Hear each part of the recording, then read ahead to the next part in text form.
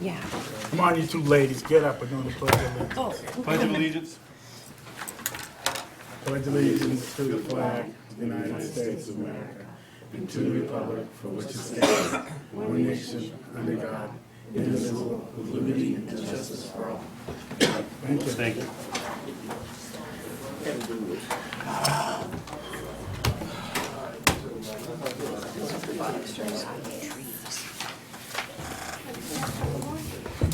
A few more. I'll hold on to one. Sam. Hey, I'm new, okay? I'm new.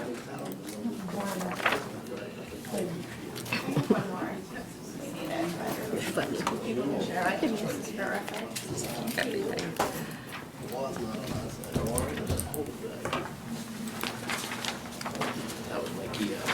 Okay, go. All right, we have a 6:30 Littleton Station update. Judy Barrett, Rail Vision. So we're going to swap Judy and Alexandra. Alexandra Markowitz is MassDOT. She provided an overview to the town about the Rail Vision study, regional transit study that he is doing. Okay. Yep. Did you take the train here? I did. Yay. I take the train everywhere. Walk? No, Train station, or did you Uber? generously, Oh. generously got a Yes, our ride. Transportation Advisory Committee Chair Picked her up. provided the So, transportation. Oh, for that. much appreciated. Would have tried Uber, I guess, if not. Though I'm All very, right. Very good to see you again. yeah. All right. So, Is there a clicker or something? No, you have to just kind of Tell you when to- Got got it. All right. Should we get started or is Please. that? All The right. floor is yours. Thank you. Thanks so much for having me, Planning Board. My name's Alexandra Markievicz. I work at the MassDOT's Office of Transportation Planning, and I work a lot with the T and my team, and so I'm going to talk a little bit about Rail Vision, which is a project that we are doing. Next slide. So I'll give an overview of what Rail Vision is, talk about the 7 service alternatives that we're currently evaluating as part of Rail Vision, give a little glimpse into the operations analysis results we have so far, and talk about our next steps. And, feel free to interrupt me with questions throughout if you have any clarification questions. I got one, thank you. Some good cherries. Oh, is there an extra one? Yeah, If would you anyone like- in the yeah. audience wants one.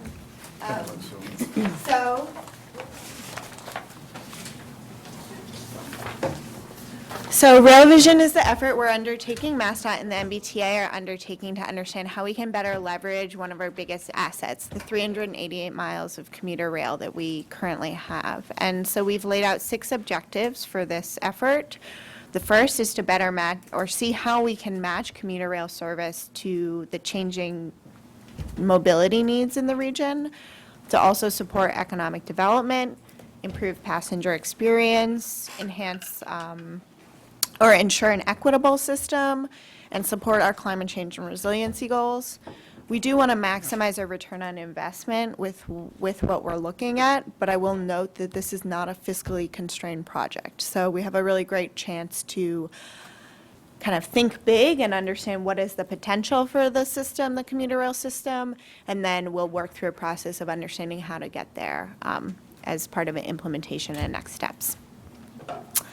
So the process so far, we started about a year ago, and when we began, we took a look at the system to understand what are the potential needs, and we also looked across the world and nationally to see how our peers operate their systems. So we were looking at what type of service patterns they have, how frequent their service is, to what different types of stations, what vehicles, et cetera.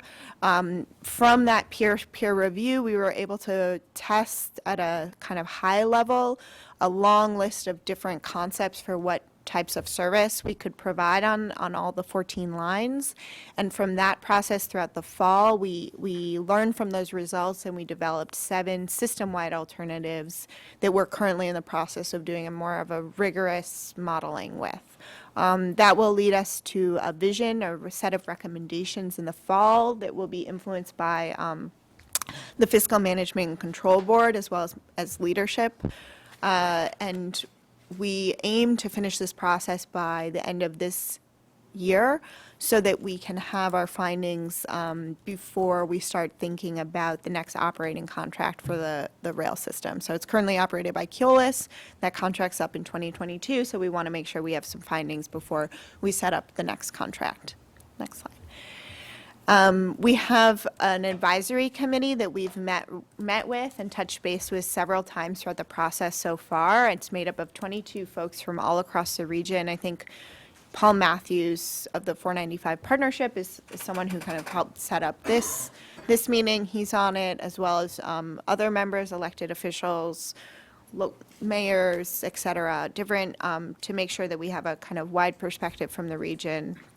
And we've been able to discuss with the advisory committee our findings, at key milestones, and ensure that we can ground truth them and get some feedback and incorporate that feedback. Next slide, sorry. We've also taken into account what we've heard from riders and non-riders alike. So the MBTA regularly surveys our riders. We're able to learn a little bit about what folks prefer in terms of the service. But we also wanted to hear from people who don't ride the commuter rail who could potentially ride it. So we had a survey that was out in February and March, and we were able to kind of identify what are the trade-offs that people are thinking about when they're thinking about whether or not to get on the service. One thing that was kind of an interesting initial finding from that was that when comparing, it was designed as like a trade-off, so choose one or the other. When comparing concerns about convenience and concerns about cost for why you choose not to ride commuter rail, lack of convenience, so like parking availability, location, time of day, et cetera, was a bigger barrier. So that was kind of interesting. Next slide, please. So that's a little bit of an overview of the project, and now I'll dive into these 7 service alternatives that we're currently evaluating. So all of the alternatives, Sorry. it's okay. All the alternatives aim to reduce travel times, increase frequency, and improve connectivity to varying degrees and in different ways. And so we do that by employing different types of approaches and investments, and those are listed here. And so each of these features like a mix of infrastructure investments as well as different approaches to how we provide service.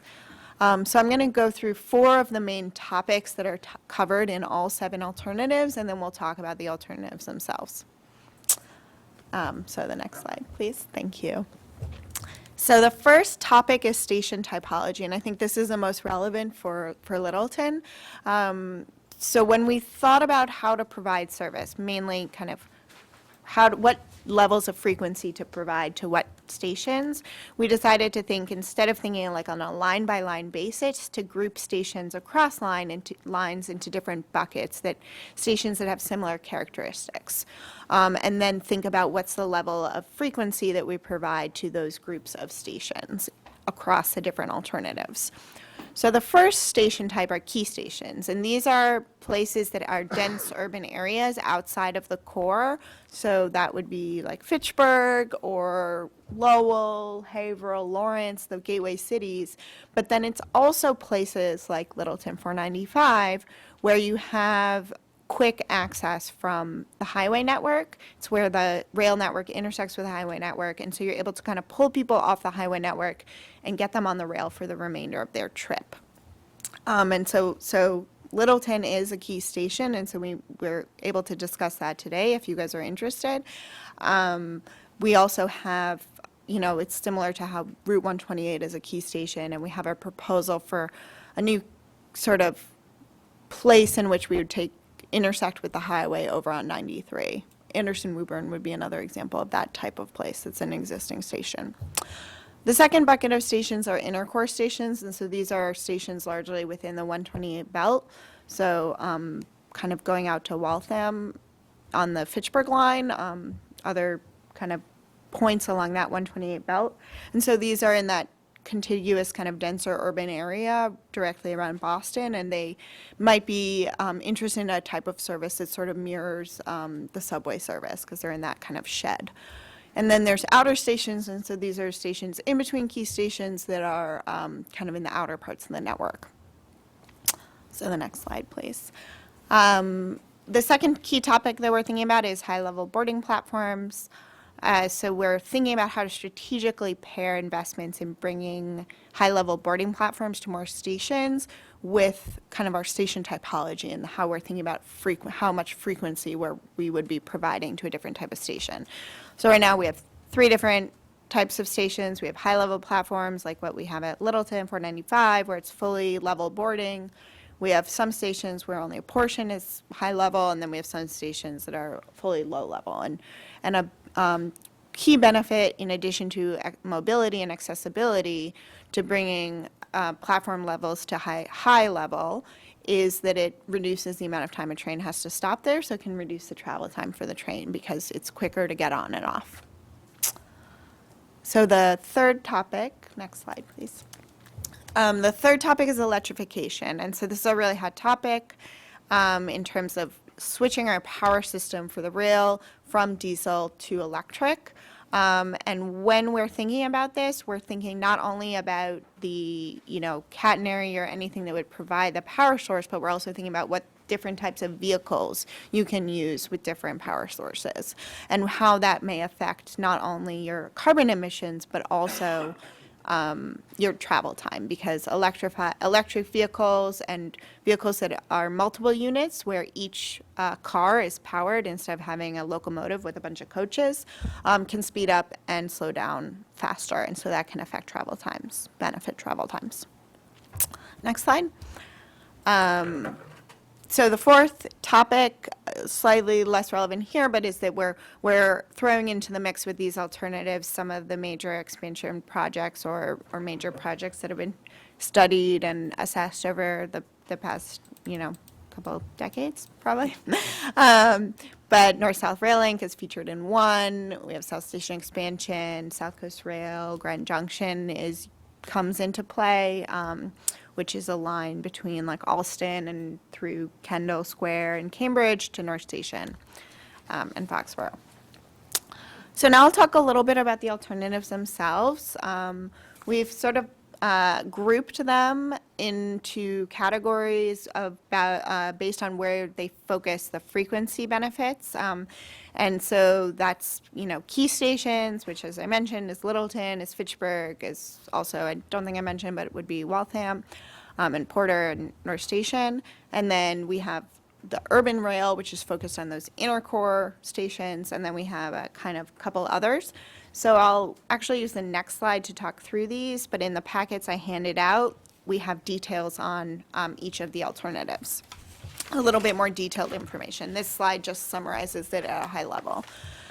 So alternative 1 would be upgrading the existing system without having a massive amount of capital investment required. And so what we'd aim to do is provide service every 30 minutes during the peak and every 60 minutes during the off-peak to every single station on the network. So this is an improvement from what we have today, but it's not quite as aggressive as some of the other alternatives.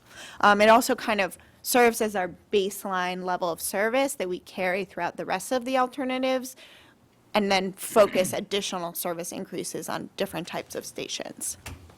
So alternatives 2 and 3 would be probably the most relevant for you guys, as well as alternative 6.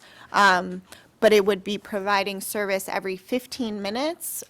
In alternative 2, it would be with diesel technology, and in alternative 3, it would be with an electrified system. But service every 15 minutes all day to Littleton, bidirectional. So it'd be kind of pretty different from what we have today. And it would pair that service every 15 minutes. So Littleton has already high-level boarding platforms, but all key stations would have high-level boarding platform. Alternative 4 and 5 shift that 15-minute all-day structure to the inner core station, so that would be running out to, I think we would have it end at kind of where 95 hits the commuter rail network near Brandeis. And then alternative 6 does both, so it's aiming to provide service every 15 minutes to key stations and to all the inner core stations. and then still providing a high level of service every 15 minutes during the peak and every 30 minutes during the off-peak to all the other stations. And then alternative 7 kind of does something slightly different on every line. So on this line, I think it would be focusing kind of on a mixture of increases to key stations as well as to inner core stations. So I'll pause here. Are there any questions? Electrification Yeah. seems like a huge undertaking. It would be, yeah, a massive undertaking. So with electrification, I don't understand. You have a rail system in place. If you electrify, do you electrify above? We are not kind of at the point yet where we've selected the technology, but I think that, the current technology available is to electrify above with catenary, like what we have on the Amtrak Northeast Corridor line, like above the Providence line. You see that Route 128 too. Or third rail, which is what the subway uses, where it's kind of next to the track. I think I think it would be unlikely to be third rail because that's, poses additional safety risks. It's challenging for grade crossings.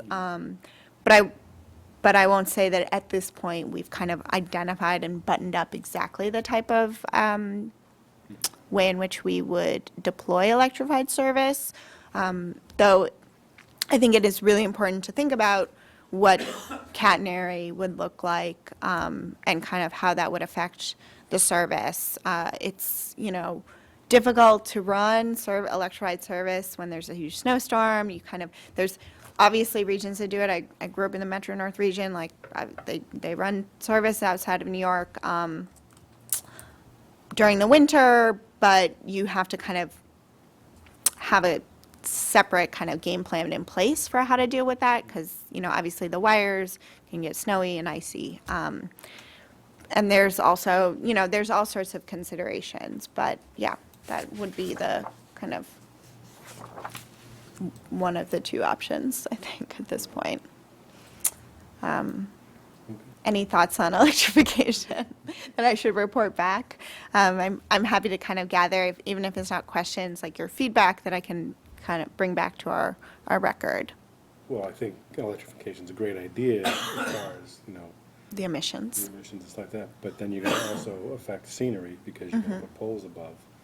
So, sure, I'd rather prevent global warming and deal with poles above a train track, but at the same time, I just don't know what the return on the investment is. Yeah, I think that's a really great point, and that's something we hear. It's really interesting. You hear different emphasis in different. I've been to a lot of briefings now. You hear different emphasis in different places. The thing is, what was I going to say about the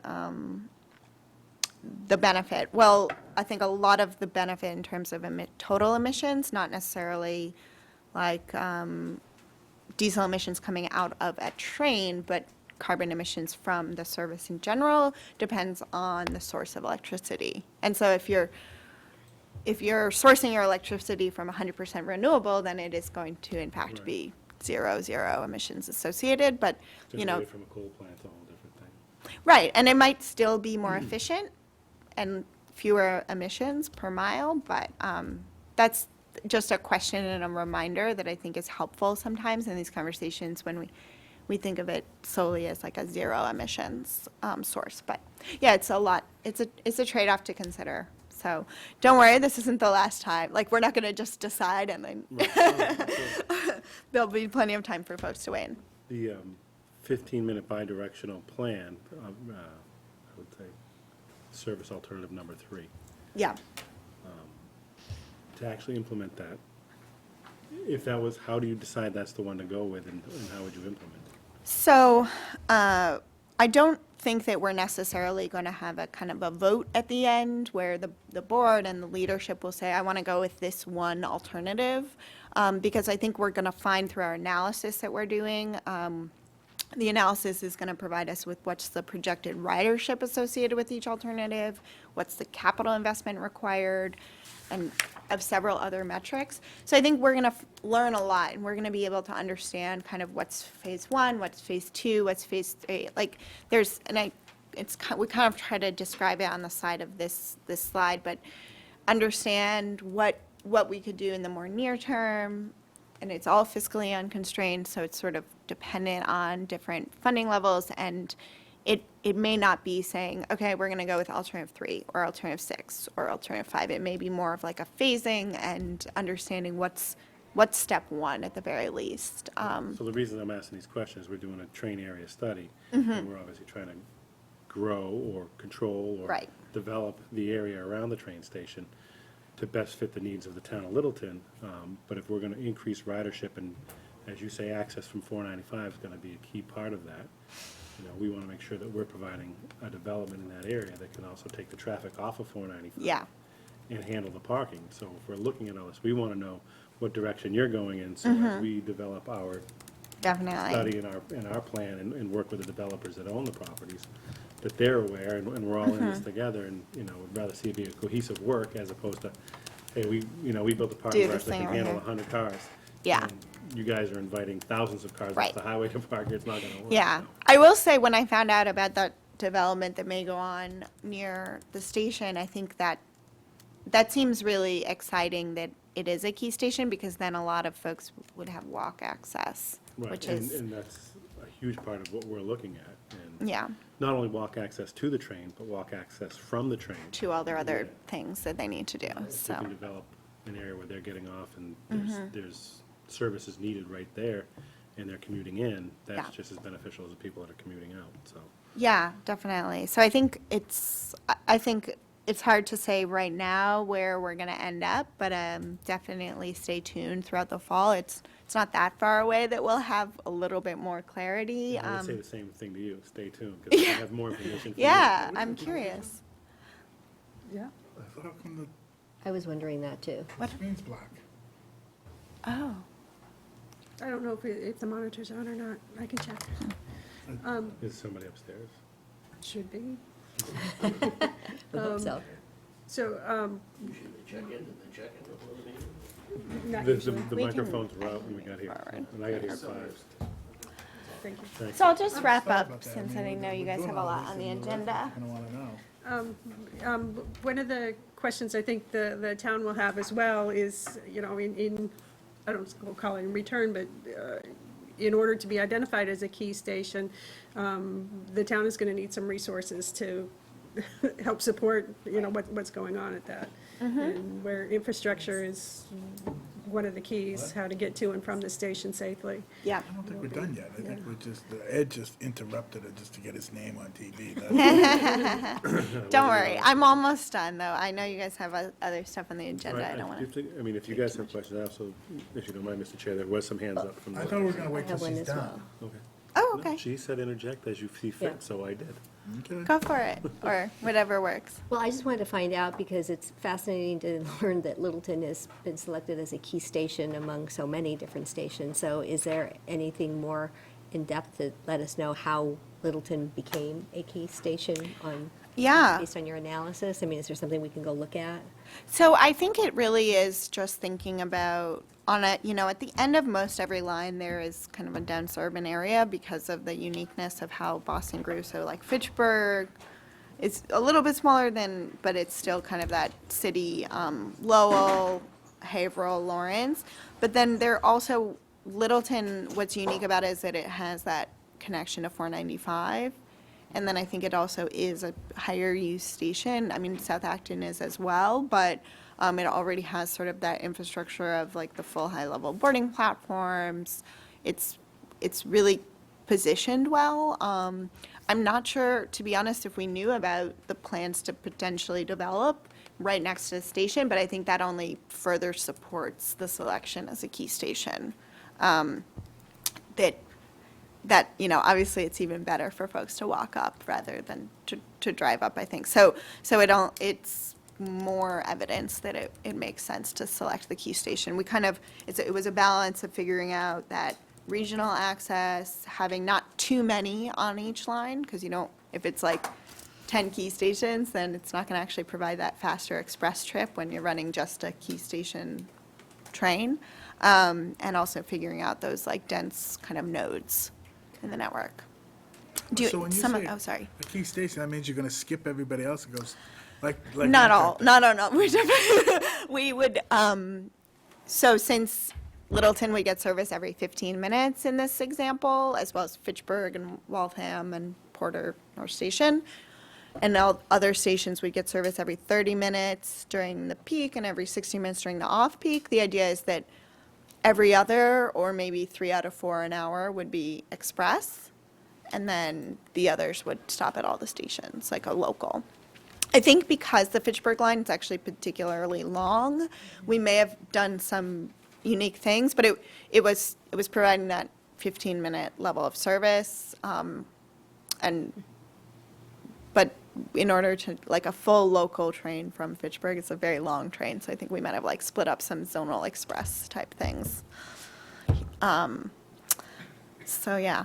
I'll wrap up, and then we can have any other questions. So as I mentioned, right now, we're in the process of analyzing all these alternatives, so we conceptualized them, we thought about what's their service pattern, what's the investments we want to do, but now we're actually understanding, okay, what do you need to do to the rails in order to run that level of frequency? And then we're also running it through the travel demand model to assess what's the ridership benefits that you would get with that level of frequency and that type of service. So as well as we'll be assessing the emissions benefits. So I'll just go through an example. I think it's on the next slide. And I'll skip the south side because we're on the north side to the next slide. This is an example of how we're visualizing and thinking about what are the capital investments required in order to get the level of service that we laid out in alternative 1. So that's 30 minutes during the peak, every 60 minutes during the off-peak. And you'll see at Littleton 495, we'd have to add an additional turn track in order to make that work. So that's just, I think, and that's because we had this zonal express where some trains would kind of run express in from Littleton, some trains would run express out to Fitchburg in order to, like, stop at every stop until Littleton and run express out to Fitchburg, just in order to break up that lengthy travel a bit. And then there's some other additional capital improvements that would be required in order to deliver that service over the north side network and the south side network, which was on the previous side. You don't see a lot of craziness on this map, and part of that's because alternative 1, the intention of it was to kind of see what can we get out of the system with only a minimum level of infrastructure investment, just, so I think a lot of the improvement there would be just additional trains in order to run the higher level of frequency. So we'll go to the next slide. So our next steps this summer, we're going to continue doing that evaluation. We'll be able to understand what are the investments required in order to deliver those other alternatives that have a more aggressive levels of frequency, and we'll also be starting to get in those ridership benefits. We're going to use this model called the regional dynamic model to understand what are kind of some population shifts or land use changes that might happen as a result of this infrastructure investment and changes in the type of service places get. It's the first time we're using it, so we're kind of testing it out. And then we're going to be able to come back in the fall with a full suite of results. And then some big discussions about kind of what you were asking about, like where do we go from here? What's next? So I think, is there one more slide? There is, Yes, the parking. So we explicitly are focusing on the asset and looking at the service. So we are not doing like a first mile, last mile study. We were tasked with focusing on what we can do with the rail itself. However, we did add a parking component and a fare component to our modeling based on discussions with the advisory committee. So we are going to be able to test through the ridership modeling some kind of parking unconstrained and parking constrained to see what's the delta of ridership that's, may want to use the service but doesn't have parking. What would be Yeah. your definition of constrained and unconstrained? So- Unlimited parking as opposed to limited parking? Parking constrained would, I guess constraint's not the right word. It would be the current parking. So using the current number of spaces we have at every stop. Parking unconstrained would be to say, let's pretend Everybody could park there. that everyone who to do it. wanted to could park there. And so you really, you put it up to like a very high number, like 10,000 spaces or whatever, because in the model you need to put in a number for the parking spaces, but you make it artificially extremely high so that you can understand, okay, how many people want to use it, but use the service, but actually don't have parking. The benefit of that is you see like how many people want to use the service, but the downside is that not every town wants a huge parking garage right next to their station. So, it's not as if you could We're just that- say, We're that town.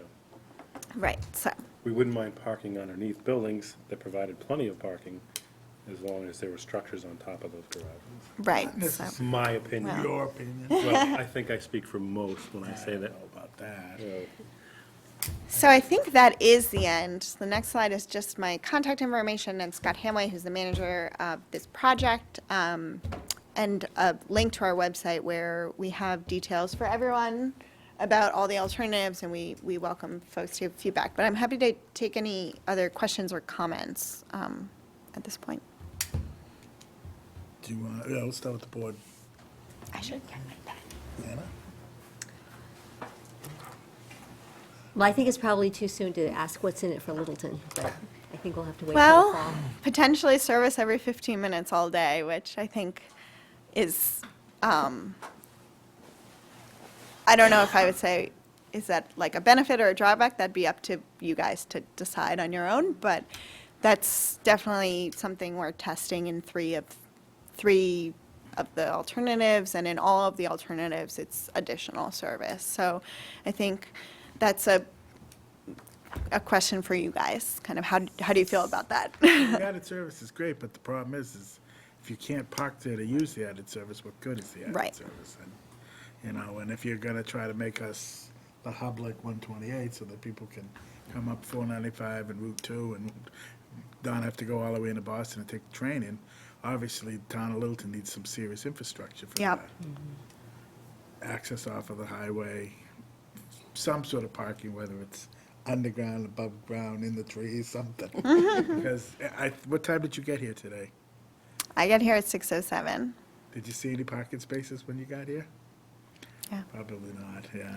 I saw in South Acton people parking up the road Yeah. into the parking lot, so, yeah. Just as bad, but, no, I think it's great that you want to increase the service out here. We just have to, like Ed said, you can't have all this service and then only 30 spaces for everybody to get there. It's not gonna- so, That's my 2 cents, but.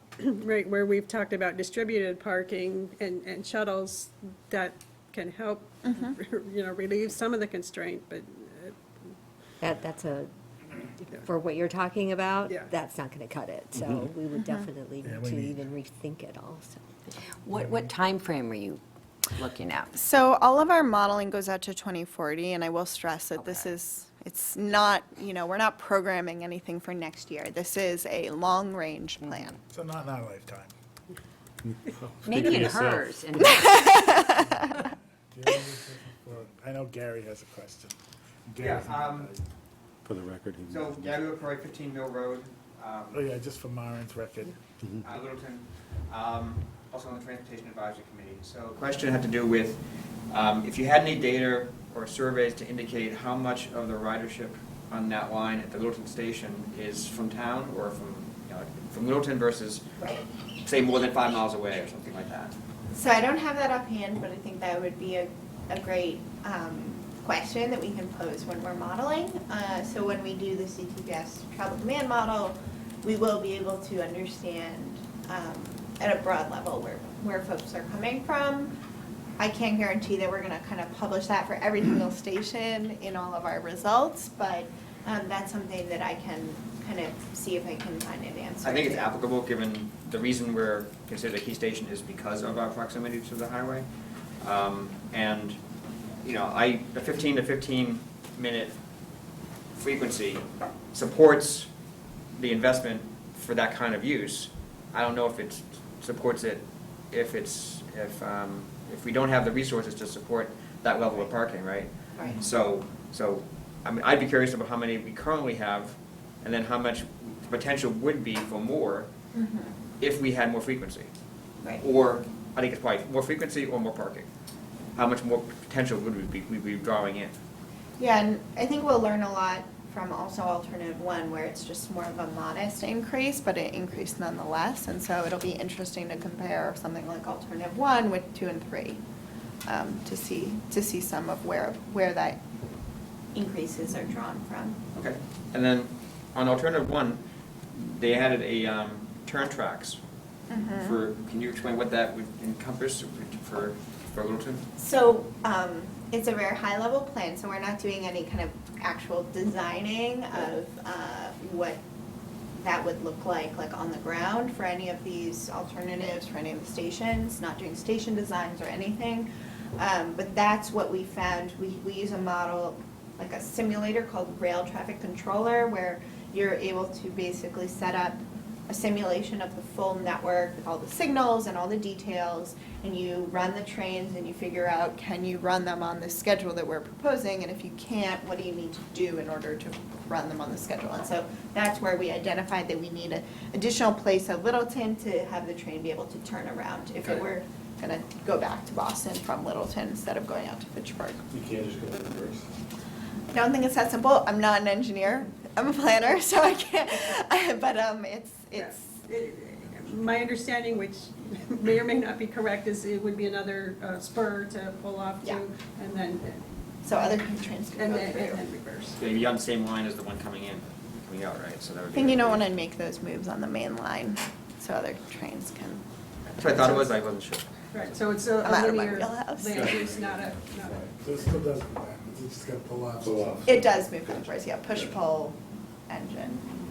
It doesn't do a loop. Yes, sir. Michael Zeldin, 11 Loann Street in Littleton.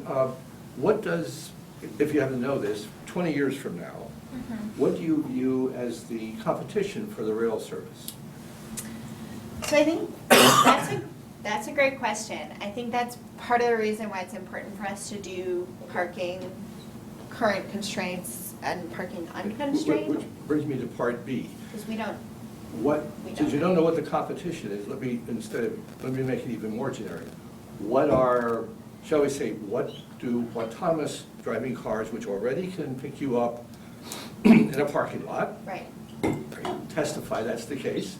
Okay, so 20 years from now is a really short time frame. So is the rail for Littleton envisioned for the way things are now, including parking requirements and all the rest, or are you incorporating your thinking what's coming? So I guess that's what I was mentioning with, part of the benefit of doing parking unconstrained is that even though in a world of today, that might say we need X number more parking spaces, that also leaves room for saying in a world of tomorrow where you have an autonomous vehicle doing a drop off and going back home, where you don't actually need to build that parking, but you still have that additional ridership. So that's the idea of doing that, leaves open the options for future mobility, emergent mobility that we're not sure the direction it's going to take, because there's many different options for how autonomous vehicles will get deployed and will get picked up. And so we want to leave it open, but we don't want to go too far down that road and say we're going to choose kind of one approach and say that that's probably going to happen, and so we're going to model everything exactly against that. So I think the best example of how we're incorporating it is in testing the parking constrained and unconstrained. I recognize that it's entirely possible that in a world 20 years from now, you don't want to take the train because you want to take your autonomous vehicle all the way into town and do some work on it, etc. But I think a lot of people may want to do that, and so that may have congestion results that may encourage you not to do that. So I think if your question is, do you think the train will be completely irrelevant, I think we're kind of waiting to see, but I don't think that we're thinking it would be No, it's irrelevant. actually the roads that concern me. The growing cost, but it's a different story, it's okay. Okay. Sorry. Anyone else? Excellent. All right. Thank you very much. Thank you. Yeah, thanks. If you have any other questions, feel free to email me, and yeah. Thank you very much. Yeah, I think that's- Stick around in the train areas. presentation? I will for the next few minutes. I gotta push the 7:39. Otherwise, it's a while before the next one. It is, I saw. Do you have a ride back to the station, by the way? Ah. Okay, Multimodal. thank you. Welcome to Littleton, by the way. Do you have any more of those handouts? I have one more. How are you? I'm good, Howie, nice to see you. Sure. Two or 5 minutes. Do you need this? You're so awesome. I might just view it on my own screen here. So I don't know if Judy needs an introduction or not. She doesn't. Everybody knows what Judy is, well, actually, I'll announce it for the 3 people watching. Littleton Station Area Study Group. This is Judy Barrett's going to give us our update of what's going on over there. Yeah, so, this is a fun update, actually, because it's been an interesting project so far. I want to, if you could just go to the next slide. Actually, do you have a clicker? That could save you this. Yeah, well, Okay. just, So I want to give you a little update on where we are and tell you a little bit about what we've learned so far, which isn't everything, but we've learned some interesting things. And then kind of look at kind of a what now and where are we going with what we have. Just as a review for people who may be here who were not familiar with this or were not here in January when I met with the board. There were 3 kind of opportunity areas identified in the master plan: Littleton Common Station area, and then just generally areas where there's redevelopment possibility for a commercial industrial space. The fact that your town was designated a housing choice community last year created the possibility for the town to receive a grant to study the station area, and that's what we're doing. So the grant from Mass Housing has been supporting the bulk of the project. The town, of course, also contributed to it. Thank you very much. We've been working on this really kind of since last fall. I think we're aiming to try to wrap up in this July-ish, mid-August. I guess it's really going to depend on where you folks are, I think. But that's where we are, and where this project goes, I think is really going to depend on direction that we get from you folks. So this is the study area for everybody, just to bear in mind. Maybe a little bit hard for people in the back to see the parcels that are actually the ones that the planning board picked. I'm not sure why they're whiting out up there, but it's basically parcels around the train station, Foster Street, Taylor Street. There's a combined total of about 260 acres in all those parcels. Of course, many of them are not actually directly usable for further development, but are what we would consider an area of influence around the train station. This is just sort of a summary of the parcels that were shown on that map and how we got to the, 265 acres, roughly. So what this project was designed to do was to understand what the development opportunities are at the train station and what the community's needs are as well as the neighborhood's needs, because this is clearly a train station that's sitting smack in the middle of an established neighborhood, and they certainly have concerns. To understand what the development constraints are, some of which are locational, and you actually just talked about that a little bit with the previous speaker in terms of access. There are regulatory constraints which mainly involve zoning, may also involve other types of regulation that would affect development there, infrastructure, and then some market constraints as well. Understand from sort of a statistical analysis as well as input from the public what seem to be options for the future of this area, and then we're supposed to ultimately derive from all of that some recommendations for you folks to consider. We, of course, do not want to make those recommendations in a vacuum, so it's why we're trying to get all this public input. So the heart of the project, I think, was taking the town's pulse on kind of where you are and how the train station fits into your plans as a community. The earliest part of this project involved market analysis, really a market overview. We did not do a full market analysis, but we did a market overview, updated demographic estimates and projections for your town and the communities around you, the upper 495 Metro West Partnership area. We kind of really branched out and looked in a wider area to try to get a handle on what the existing development scenarios are, where's investment happening, what kind of investment's happening, what appear to be potential possibilities for this area, We did site visits, took a bunch of pictures, and we talked to people and interviews here, looked at some case studies of different types of suburban transit development. Some communities very different from yours, some more like yours. But I think the real question for us was kind of how did they go about the process of making a decision, and what were the factors that they looked at. Those are really, I think, the best benefits of any kind of case study, because you're never going to find a town that's exactly like Littleton, and we didn't attempt to do that. We've also had this project working group, thanks to Maren, who assembled that back in December or January, I think. Selectmen, planning board, staff, it's been very helpful to us to really have people to bounce ideas off of. And so these are kind of the things that we've done so far. The market overview, I love this map.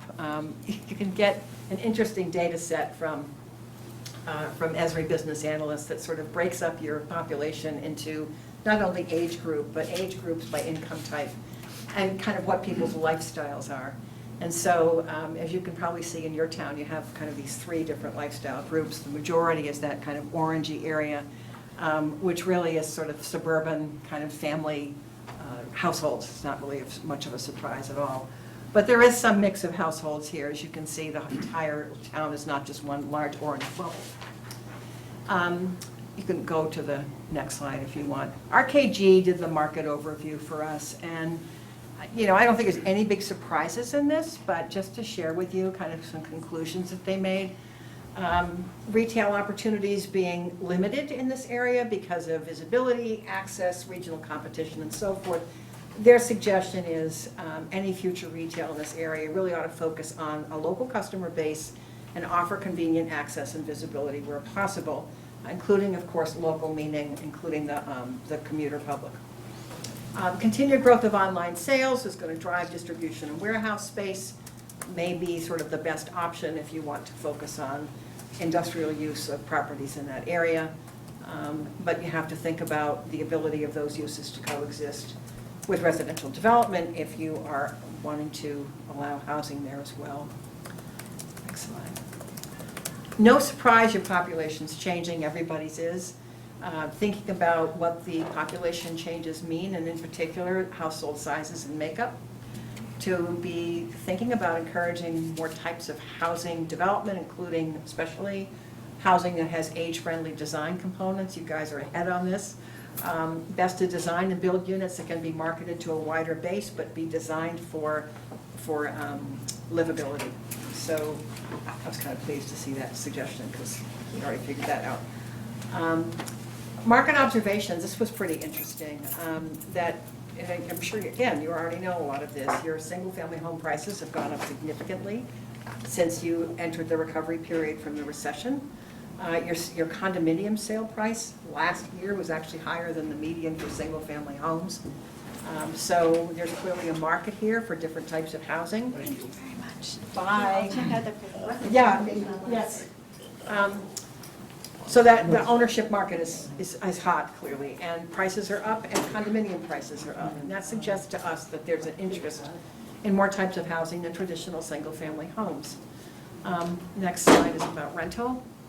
RKG looked at the rents for both apartment developments, and the interesting thing about them is that the asking rents are virtually the same, and yet they're very different developments. And what that tells us is that there's clearly a market demand here for rental housing, because if they're able to ask for rents that are competitive with a newer development, that tells you something. So that's something to keep in mind as well. And fortunately, that kind of thinking is borne out in some of the input that we got at the visioning workshops on April 5th and 6th. We did half a dozen case studies looking at different communities that have train station and possibilities for development around them. I'm going to pick on one in particular because it's one I know very well. It's a different type of train station than yours. It also happens to have an Amtrak stop at it as well, and that's the station in Westwood, University Station. I was involved with that, working for the planning board and the school committee. I mean, it was a very interesting project. And that whole corridor was just dead. There was a parking garage and dead commercial and office space, and nothing was happening there, and the zoning, nothing worked, and so there was no redevelopment happening.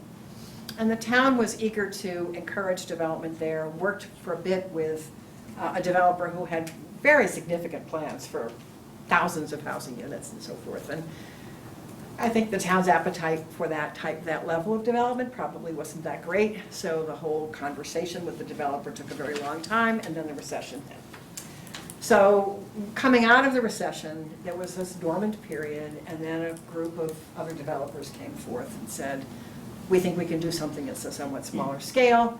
They were in competition with a project that was in the pipeline in Dedham, which ended up being permitted first. So that affected the retail mix here. But I think in the end, what I'd like to say is that it was a process where the town really was able to work closely with a group of developers to sculpt an outcome that was going to benefit Westwood, as well as the surrounding communities, and in particular take advantage of this train infrastructure that was there. So the project has really turned out quite nicely, and there are several hundred housing units there. It's a different situation than yours, but I think the real take-home point about that whole effort was the way the town worked with the proponents of the project, and it really was a negotiated outcome, and it looks great. I don't know if you ever get down to that part of the South Shore, but go to Wegmans, it's pretty nice. Anyway.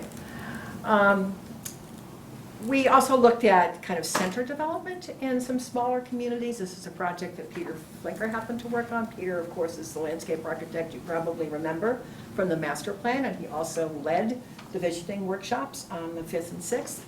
And just sort of wanted to give people a sense of, this is a bigger conversation that's going on in a lot of communities about how do you create a true sense of a village, often in places where there's a disjointed sense, and that there are opportunities to do that if you're clear about what you want. So we had the visioning effort on April 5th and 6th. It was lovely. That map up there is one of the products from the process. I don't expect anybody to be able to read it. But what Peter Flinker tried to do, as well as other consultants who joined us, which were from Fuss and O'Neill, they are working on the Complete Streets project, so they came to the meeting as well. They were a huge help to us because the conversations that needed to happen about transportation were best handled by people who really had their hands actively on that data. So a lot of ideas came out of those two meetings. We started on a Friday night. I'm going to get to that probably in the next slide, I hope. Yeah. We started this process on a Friday night. Really just to introduce the project to people and to talk a little bit about what we call strengths, weaknesses, opportunities, and threats analysis. Find out what was sort of working well, what was not working well, and then broke people into smaller groups to talk about some more narrow topics, gave them a certain amount of time, had them shuffle to another table so that they could at least get a chance to talk about sort of two of the different topics that were under discussion. And we have a summary of all those notes at this point, but that's kind of what the night looked like. And we were really pleased to see what the turnout was for that meeting, because it's Friday night, you never know, right? But people came and they were great. So back to the next slide, I guess. That's just a picture from the Friday night meeting. So things that people talked about that they love about that area, and to some extent this is also about the town as a whole. Is there what people perceive as a rural character? The historic sites in Littleton and the agricultural landscapes here, that the town offers winding rural roads, particularly people thinking about Foster Street, beautiful woods with walking trails. I mean, there's clearly kind of a love for what is. And a recognition that, the town is kind of a family-friendly place, and how do you preserve that and yet also accommodate the fact that your population is going to change? So those were kind of examples of strengths that people talked about. Weaknesses, of course, the overriding weakness that everybody talked about was there's not enough parking at the train station. This came through loudly and clearly. It came through on Friday night, it came through Saturday morning. It's a major concern. You can see why. Other things people talked about as concerns about development in this area involve sort of the character of Foster Street being kind of narrow and dark. There are no sidewalks. There are industrial buildings, office and industrial out there now that are underutilized significantly in some ways. That access from the highway is kind of indirect. There are intersections that are dangerous. People perceive this as a difficult office and retail market. They're not entirely wrong. Too many big houses with no place to downsize to was sort of this other thing people talked about. lack of sewer, and then the physical constraints of development in that part of town. So these were the key weaknesses that people mentioned. Nonetheless, people see opportunities. They see opportunities kind of coming out of this project, and I think the larger conversations that happened with the master plan have lingered in this community, which is really nice. It's kind of nice to come back, you know, a year or so after, 2 years after a project's been done, and hear people having, I think, building on some of the ideas that came out of the plan. So, of course, opportunities for more parking at the train station. Again, this came up. Improving Foster Road, hopefully without completely changing the character of it. Thinking about maybe having some small-scale business and retail development at the train station. Again, it would be smaller scale, recognizing kind of the constraints of the area, but also just the market. An opportunity to create a diversity of housing types. People talked about the elderly, they talked about affordability, they talked about market rate apartments. I think people saw a chance to maybe create variety in this location, given its proximity to the train station. People, several people said they'd like to see an enclosed platform at the train stop with actually like a coffee shop or something that is sort of an amenity for the commuters. Repurposing the buildings that are underutilized out there. Again, this idea of assisted living or nursing care for seniors, you know, taking advantage of the existing facility. Bike path connections, several people talked, even in the first survey, which I'm not going to give you all the results on tonight for a reason, and I'll tell you in a minute, but several people talked about hoping that there would be some opportunity to have a bike path directly from the station out to Littleton Common, so that it's a real safe bicycle access. And then the preservation of history. And uses that people thought they'd like to see. People talked about a community center, a fitness center, et cetera. Some of these ideas were built upon at the Saturday workshop, but this is sort of what people saw as opportunities coming to the Friday evening program. So what we learned, again, on Saturday, if we can just look to the next slide. We had people in 6 tables, 6 different groups. We talked about housing and social relationships, housing and economic development, transportation, mobility, visual preferences, open space and trail type interests, and then Peter Flinker was staffing a table on just kind of alternative ideas for a master plan. And people could come up to the table with this big working map and talk about what they'd like to see. And so I want to just give you a sense of kind of some of the things that came out of those different tables. This was the Saturday morning visioning process. And people had a chance to do a couple of rounds at that as well. So people talked about, you know, the fact that the town already has a mix of households that sometimes may not be obvious. If you're a traditional family household and you're focusing on your kids or whatever, you may think everybody's like that, but in fact they're not. That people need places to socialize, especially in a small town. They're yearning for things like a coffee shop or a brew pub or a restaurant. People like to do things together, and that they want those opportunities. People want to be able to get around without a car when they can, so there was a lot of interest in like trail connections. Smaller housing units at the train station could benefit a variety of people, older, younger, small families and so forth. People want things to do. They want, so ideas about arts and culture and easy access to groceries, places to walk, things like that really were repeated by a number of people who at least came to the table I was at. There were also some, you know, some concerns from the neighborhood, understandably. People have something and they value it and they care about it. And when you buy a house in a community like this, you're making a significant investment in the town and your family, your stability in the town. So people want their interests protected as well. And I remember fondly a fellow on Saturday morning who was particularly concerned about making sure we understand the importance of peace and quiet to people who come home from a very difficult day at work. People value having a yard and the ability to have a garden for their home. There were lots of concerns about Foster Street from people in the neighborhood. Again, I think very understandable. And just the sense of this, you know, congestion for parking and the traffic that ensues when there's a train stop. People talked about goods and services. There's a wonderful map that sort of identifies where some of these things might go.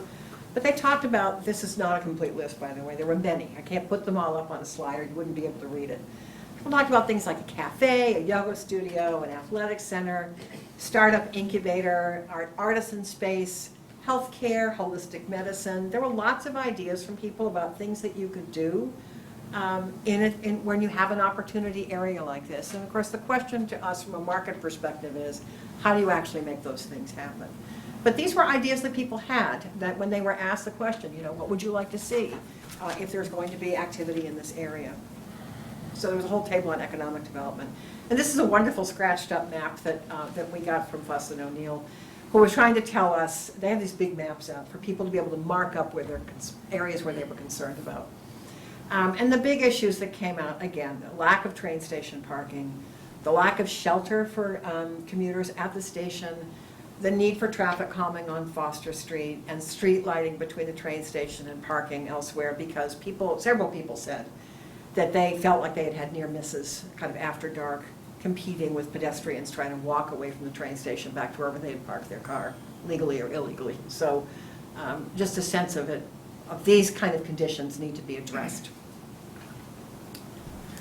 So in terms of a what now, we're in the mode here of doing these surveys. Go ahead. We finished one that closed last week, and that was really a social housing and economic development set of questions. The one that's open right now has questions about transportation and mobility. These are really broken into the 6 topics that we talked about at the vision session. I kind of had this sense that if we tried to package all this in one survey, it would be too much and people probably would just give up. So we broke it into 3 surveys, rightly or wrongly, that's what we did. So that one is open now. We're planning to close it on Tuesday. And the third and final one will mimic the visual preferences discussion that happened at the visioning session, and then also try to get some input from people about master plan concepts. And whatever that's going to be yet, I don't quite know how we're going to lay that out in the survey. It's a little bit challenging. Visual preference is easy. Master plan alternatives, maybe not so much so. But that's what I have Peter Flinker on the team for, so I'm sure he will wave a magic wand and have something to me soon. When we come back to you in another month or so, we need to talk about some questions that we need direction from you folks, because as I said at the outset of this, we really have no interest in trying to make a bunch of recommendations to you that just come from a vacuum. So when we come back, I want you to be able to think between now and then about what is the town's appetite for change. I know you've taken on a lot with Littleton Common, and that's a very exciting project. But change is going to happen, and people are already kind of making decisions about what they're going to do with their property, whether you want to plan or not. So understanding kind of how much tolerance the town has for kind of taking on another discussion about change, I think is important. Housing is a market opportunity out there. I'm not going to deny that, and I'm not going to backpedal on it. Is it an acceptable one is the question that we need some direction from you on. Limited food service and retail is a potential market opportunity targeted at commuters. With more housing, you open more possibilities in that area.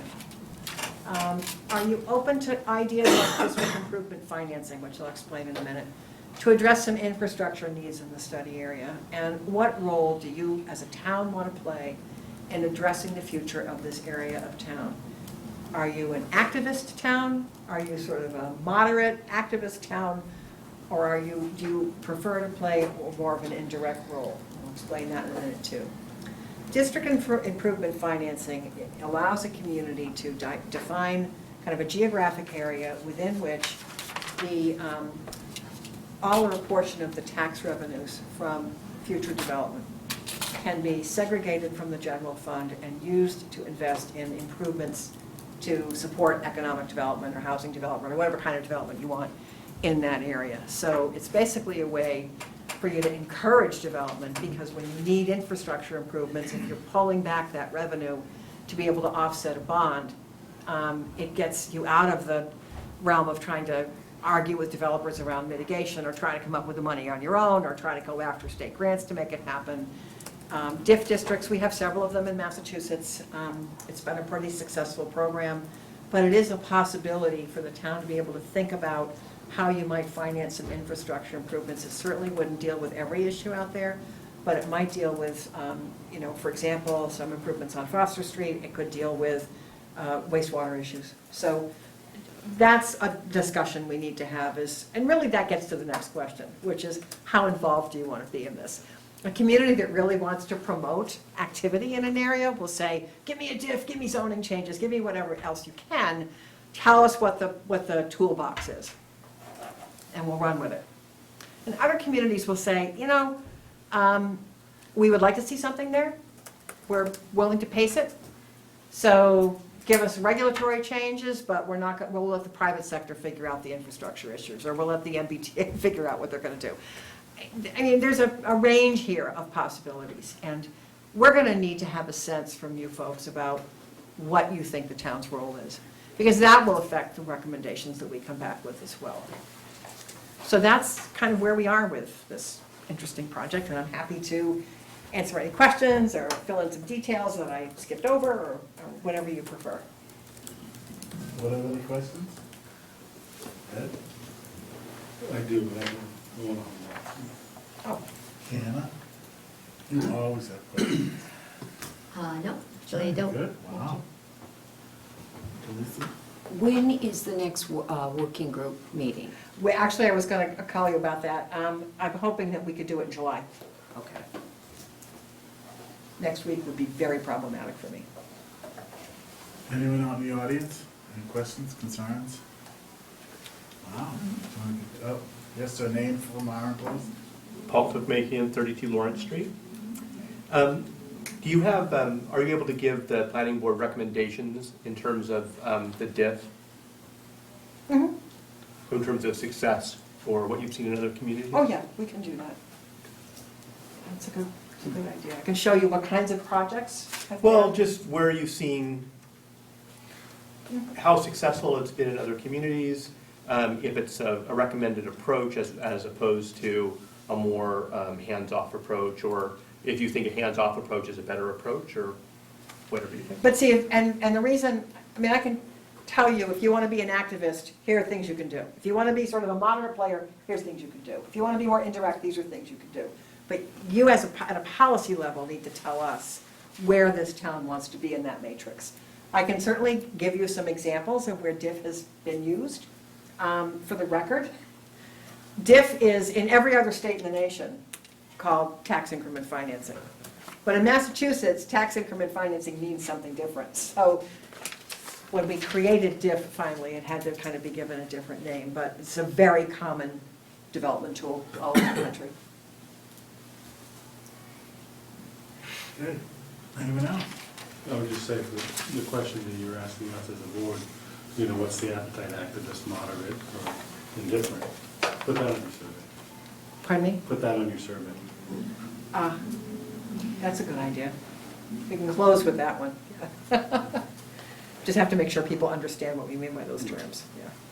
So a time frame. When do you think you're gonna have Well, I'd like to come back and see you folks in July, because by then all the surveys will be done, we'll have all those results in.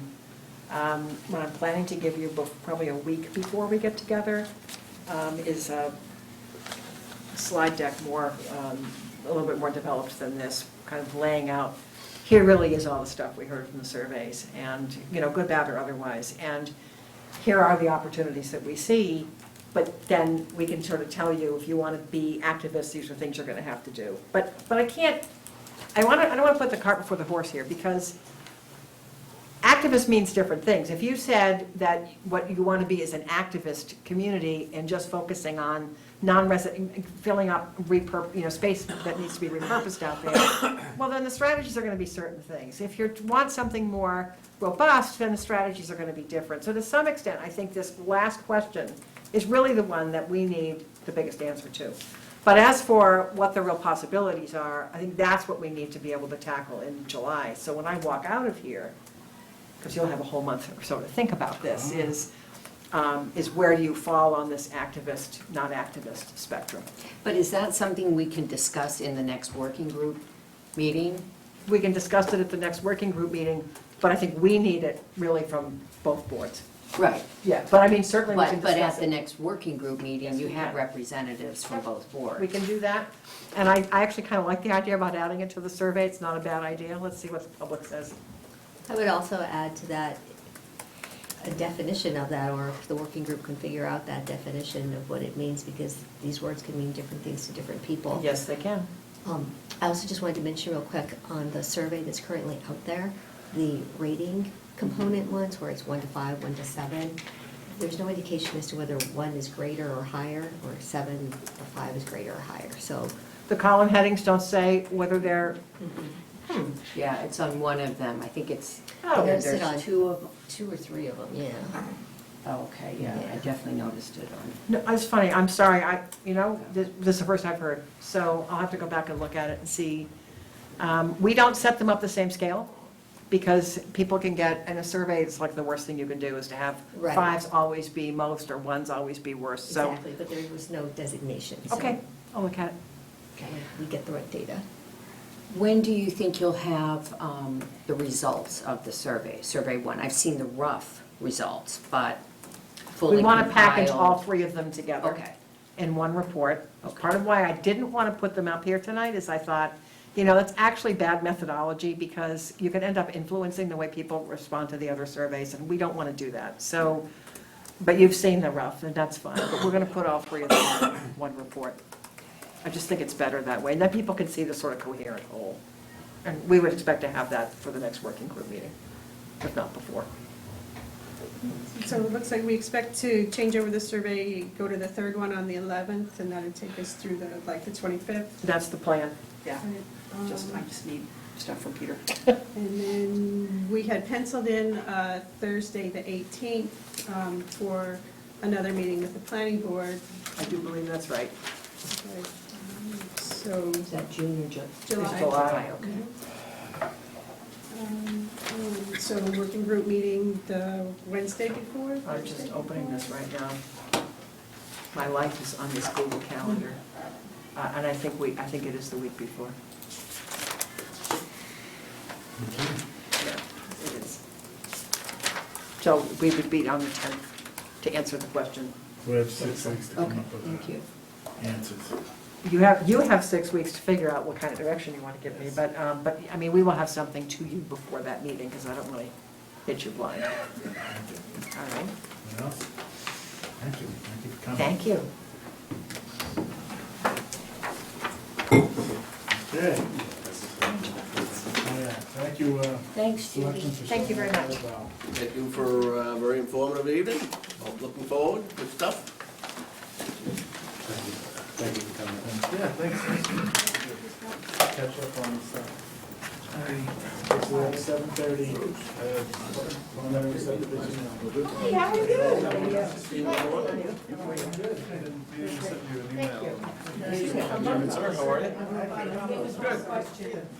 7:30, I see Bruce somewhere. Bruce? I'm working my way there. Come on. A lot of expensive people up there. Get going.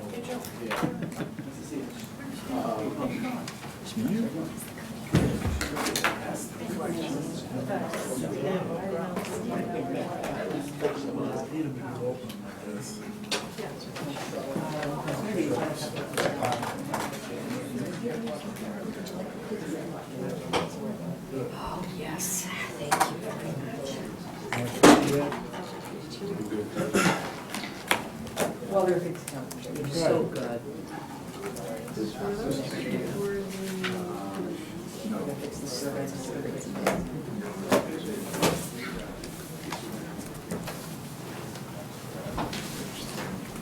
So we have the corner now?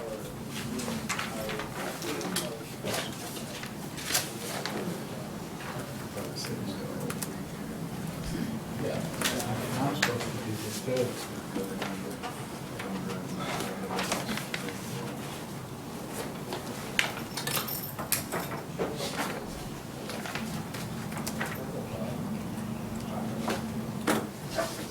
Okay. Bruce. Just trying to get the pages in place for you, sir. Right there. Modern technology at its best.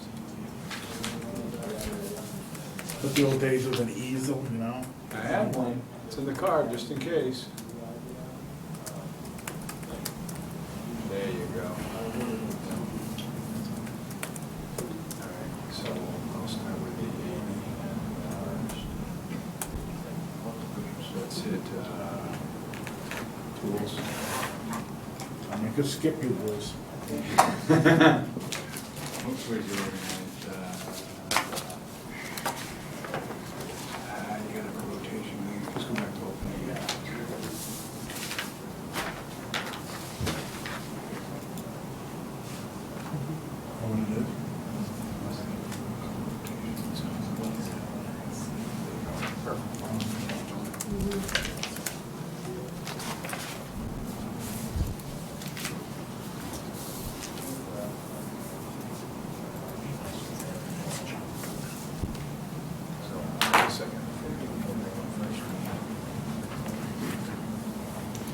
Good evening. Evening. How are we doing? Good. Sorry for the technical delay. And Warren's bringing that up. When we met with you last and got our preliminary decision, there were several things that you wanted us to look at.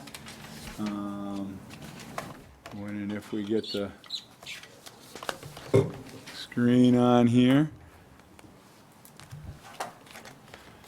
So just a refresher for everybody's mind. This was the preliminary concept, the open space concept from the preliminary plan as approved. There was discussion to reduce the amount of development where we have lots 10, 11, 12, and 13, kind of get those shifted over into the meadow area where the bulk of the other lots are, and take a look at that from that standpoint. If we can go to the 80 scale plan.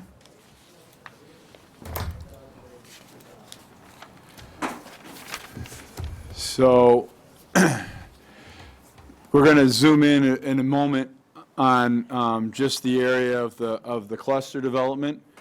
But what I want to look at here and discuss with you here is that what we've done here is we've shifted the majority of the lots into the meadow for the development as we discussed. To do that, we've maintained 2 lots out on the island, and they're slightly larger.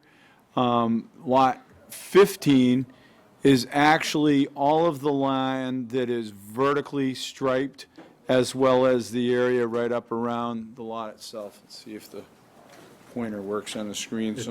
Some screens absorb it. Ah, perfect. Okay, so lot 15 is all of this area here, all up and around here.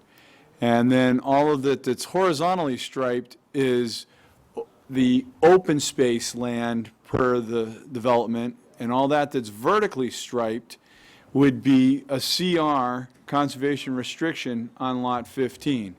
So this would be on here 17 acres of open space restricted from a CR, and the horizontal is 16 acres in round numbers.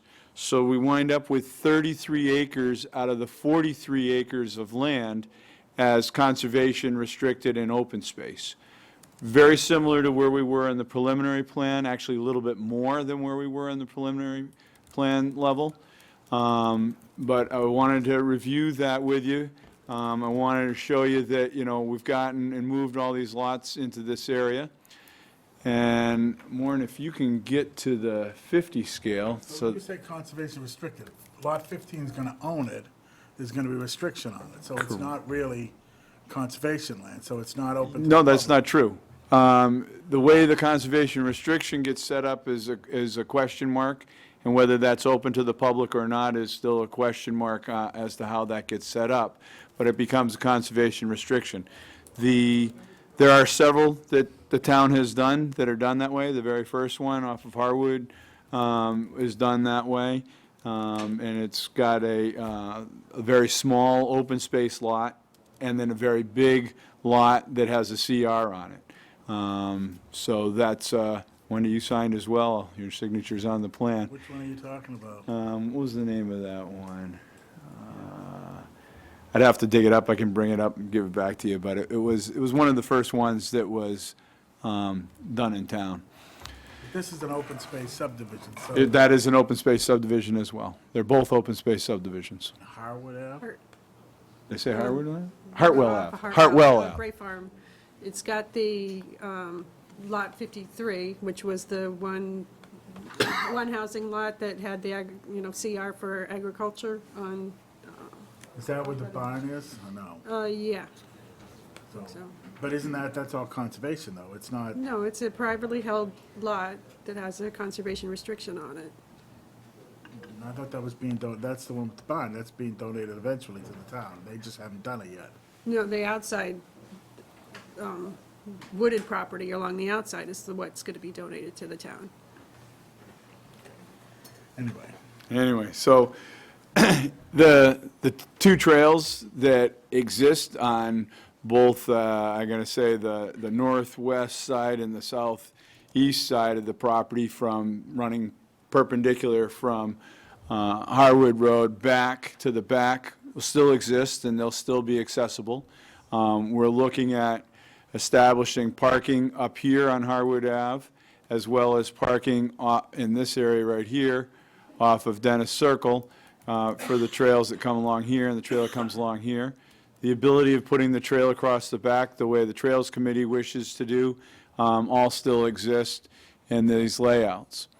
What we are doing here, and you see these gray blocks up in the corner, or up in the top center of the site, those would be a common septic system for the development. The reason for that is looking at putting septic systems, individual septic systems on all these lots is mounds and valleys throughout the whole thing, and it just didn't look right. No matter how we tried to tie the two side by side adjacent to two lots so they shared grading on mounds wherever we could, it made much more sense to look at it as a common leaching system in the area. And so we've been back out and done more testing in that area. The other thing that does is it had several lots, another lot here and another lot here, immediately abutting the existing homes along Harwood. It pulls those homes away from there and maintains all of this open space adjacent to the existing lots along Harwood. So we think it's a good thing in the clustering of these homes over into the meadow, as we talked about doing in the last round, and sets that up in here. I also wanted to talk about the road assignment, if you will. Your rules and regulations have definitions for different roads. This road seems to fall under the lane category more than any of the others. The lane category is up to 500 trips per day, not connecting to any other ways or through roads. Minor is 500 to 2,000 trips per day, adds 2 more feet to the width of the road, and allows for other roads to connect. And then obviously your collector is much bigger. The one thing that the lane says that this doesn't comply with is the lane says 10 housing units, and we would have 15 housing units. But we'd be if you use the high end of 10 trips per individual home, we'd be at 150 trips per day versus the 500 cap. So we're at the very low end of that. So I think that a 22-foot wide drive in through here and around the cul-de-sac area and then back on out is very apropos for this type of development. In other communities, it would be as little as 18. So it's just a matter of whether or not you guys are on board with that versus a 24-foot wide paved way. And I want to get that kind of feedback from you as we work towards doing the definitive engineering. I have met with Deputy Fire Chief Clancy. He's provided me with the new templates for the upcoming ladder truck, his biggest engine. We've talked about access on these type of drives coming on in. We were in the process of talking about this drive, which I really want to talk with you about. We talked about this at the preliminary meeting of, reducing the development on the island out here, which we've definitely done. And now what we're looking at here is that we would make Alfred Trail a private way, and then design it basically like a common driveway. Talked with the Deputy Chief Clancy about that, having a 16-foot wide base that he can have his trucks have support on, and then pave a 12-foot wide base, and then at 300-foot intervals, I have one here and one here, the widenings that you call out for in your common driveway regs. Now, mind you, common driveways, as you know in your town, are 3 lots. We only have 2, but we meet all the requirements as though it were 3. These would be, adding in 8 feet of width at 25 feet, and we have it, I think, at a 4-to-1 or 6-to-1 return and exit to widen it out so there's space to pull over and whatnot. This allows for a nice narrow crossing over the wetlands. It allows for limited amount of disturbance coming down in through here for access, and then a limited amount for that. This would work for the biggest vehicle, fire truck, to turn around down at the end, at the intersection. And we have that all laid out from that standpoint. And want to run that by you to make certain that you guys, that was something we kind of briefly discussed at the end of the preliminary plan, but make certain that that's where your heads are still at. I know there's new members on the board now, and just kind of double check to make sure we're all going down the same road. The last thing is that we've been looking around at other developments and what's been done lately. We're looking at granite curbing on the roundings coming in. I would like to do bituminous berm on the sides of the drive, which has been on the last couple subdivisions that you've approved. I see shaking heads, but I see it on the site, on the ground, and on the plans. And then at the cul-de-sac here, we've discussed whether that would be better to have sloped granite or bituminous, and we're back and forth in discussions with them. I saw my first shaking heads when I said that. So what's the story there? So I can tell you that as a board, a previous board when we assembled, we used to take guidance from DPW director and town engineer. Yep. The previous DPW director would accept and even wanted the bituminous curbing. Our new engineer and DPW director prefers granite. That being said, it's a benefit to our town to have the granite. It's longer lasting. It provides all the things that the town needs on the roads. So Okay. Are you, the last 2 senior residential developments that we approved are all granite. are all granite. Are you amendable to slope granite versus vertical granite? Slope granite works really well in the cul-de-sacs. It seems to be better from the plow standpoint, but I can gladly talk with Chris and DPW and get their I think at input. the center island, you're going to have some issues with it not being sloped. So in the Yeah. center island, I see the reason for it there.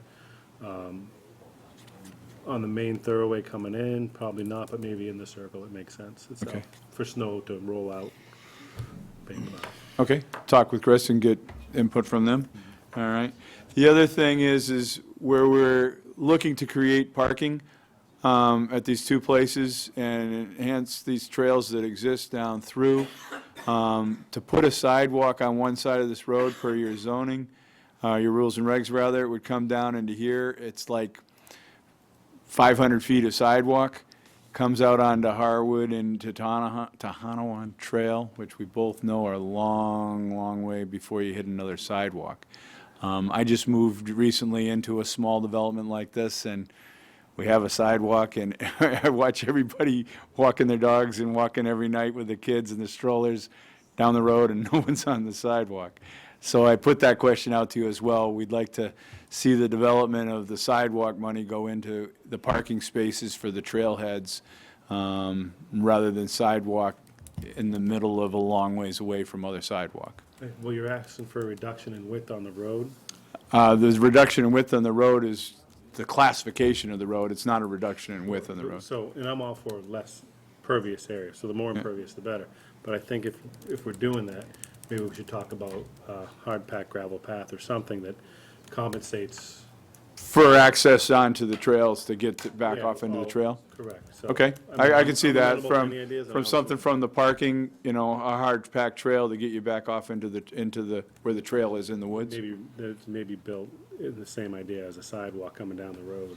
Okay, So, but impervious, in my opinion, is still better, but still want access because the road width isn't 24, all right, my opinion. sounds like a plan. Do you have any other opinions, or can I ask? I have several, but Oh, okay, keep going. No, keep going at a time. when we're looking at the two larger lots, lots 15 and 16, Yeah, I know you're saying that there's a conservation restriction on them. Previous discussions with former select members, they used to, when we were doing open space plans, they were looking at, they would call and harass me and say, why aren't we, putting a conservation restriction on the property itself and allowing the landowners to do what they may want to do with it. But if it's a conservation restriction, can you explain to me what happens when it's still privately held, but it's a conservation? Could they use it for an equestrian property? Could they fence it in? Is it- no, we'd have to, usually equestrian properties are not permitted. What is permitted is passive recreation, and we talked about a number of things rather than just what's allowed under conservation controlled land last time when we met together, like the possibility of continuing to allow hunting out there, which is there now, and that type of thing. So those are the type of things that you set up, but typically a CR doesn't set up for making a private horse paddock. No. Okay, that was my question. But a conservation restriction, the problem is somebody else owns it. Somebody else always owns a conservation restriction, even on the 15 acre, 16 acre piece here. Usually it's the town of Littleton, which is okay. Now I'm sorry, it it's- would be what? The town of Littleton usually owns it, or conservation or something They like would, that. they would control and monitor the CR, and they could still do that here, the conservation restriction, but the ownership of it, instead of being the whole association, would be a single owner. But the public can't go on there. That's not true. We haven't set that portion up yet. That's something that we have to talk Makes about. it murky, though, if somebody else owns it and the. I don't think it does make it murky. The road he's walking down, and I know why he's doing it, because I am a hunter. And a lot of conservation restrictions don't allow hunting. If they're looking at one that provides it through single ownership, but yet there's a covenant with the town that says, we're not gonna close this to public access, but in not closing it to public access, we're gonna allow specific uses that aren't allowed in normal conservation restrictions, That's correct. I support it. Oh, God, please don't get into hunting again. The problem is it's not town controlled. It's your backyard. No, Because that's it's not true. established with the It's town. it would be individual owned, and it'd be CR controlled, and if the town controls the CR, then it is town controlled, because the CR establishes what you can and cannot do on the Yeah, land. but why don't you just make it nice and clean and just make it all open space? Why are we playing games here and having big 5-acre parcels back there when we know it's all supposed to be, this is an open space plan. What we want to do is maximize open. Because it totally follows the guidelines of your bylaw. And when I read through and saw that, I was like, holy cow, this is what can happen. Now, the flip side of that is it also allows for an owner to have quote-unquote more land than a smaller lot that they have some space for and want to be able to do something. So supposing I own lot 15 and I want to put a 5-acre.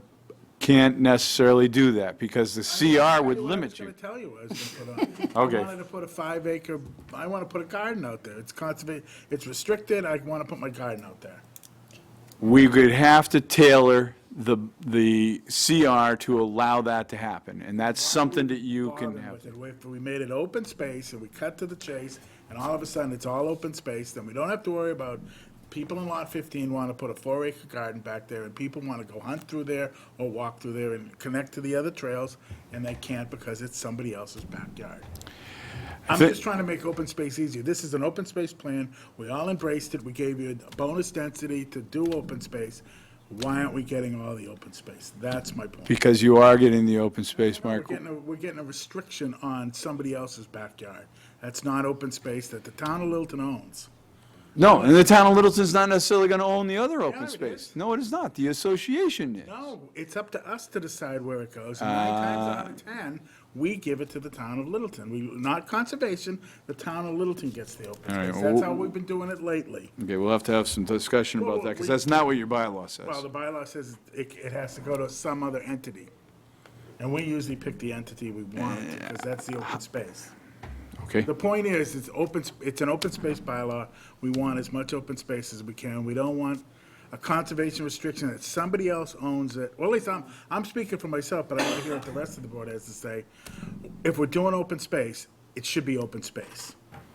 Okay? It shouldn't have a conservation restriction that might or might not allow people to use it. We're doing this so that we have access to all that land in the back, so that people can walk and people can go on trails, and you don't have to worry about, I own this and I put my fence up because I don't want you back here. You can say there's a conservation restriction. I'm just trying to beat you to the punch that we don't want issues with our open space land. No other open space that the town of Littleton has that is open space. That's not true. Most everything we have is open space. It's not conservation restriction. You're quoting one, which was the very first one we did, and we did it so that we could conserve the barn, because Roddy and Dickey own the barn, they own all the open space, but everybody's allowed to use it. That's not saying whoever has lot 15 are gonna be as generous as whoever owns Roddy and Dickey from Titan Construction are. We can establish that beforehand. Right, no, the board can, if you're interested in doing a CR, you can write it however you want to. Exactly. And that's, and I hear what they're saying, and I don't want to create new rules. If he's following the rules, you know, why are we going to create new rules that he has to follow? He's met the rules and the requirements, and if we can control how the CR is drafted. I'm just, if you bought the land and you want to do something on it, and all of a sudden a lot of people are walking through your backyard, you're gonna eventually be upset about it. Not if you bought it with a CR that establishes the right for that to happen. Could the owner cut down all the trees? Negative, Okay. negative. We determine what can be done on the property through the CR. A CR requires land to be in its natural state, and it allows for trail access, it allows for various different uses, and you have to set it up. Some CRs allow for a barn in agriculture if you have an agricultural field like this other one does, you know, and allow that to continue to happen. But if you're a wooded site, they don't allow you to go in and cut it down. I don't know, I'm kind of thinking along the same lines as Mark. To me, it just seems messy. It's an open, anyway, it's to be determined. Let's put it Okay. to Hannah. Do you have All any right. questions? I have a couple. Bruce, thank you for getting us the information in advance. Appreciate that. Wanted to mention the width of the driveway. You had mentioned 12 feet? 12 feet of a paved surface with 2-foot shoulders on either side, so it would have a full gravel base that could handle the weight of the fire trucks for 16 Okay, feet So it would wide. be 16. Okay, I just wanted to make sure I knew where you were No, going. that would be the way that would be laid out, and then it would have a widenings of 8 by 25 every 300.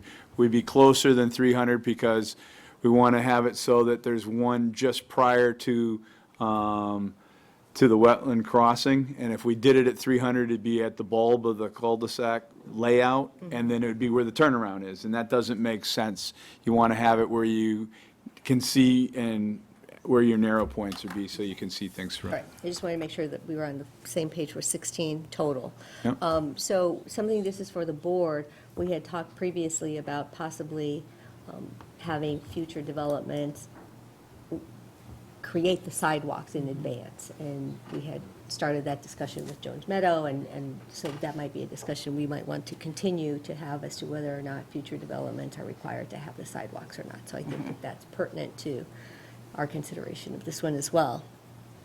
And then wanted to ask, based on what some of the abutters' concerns were around traffic, so the way that the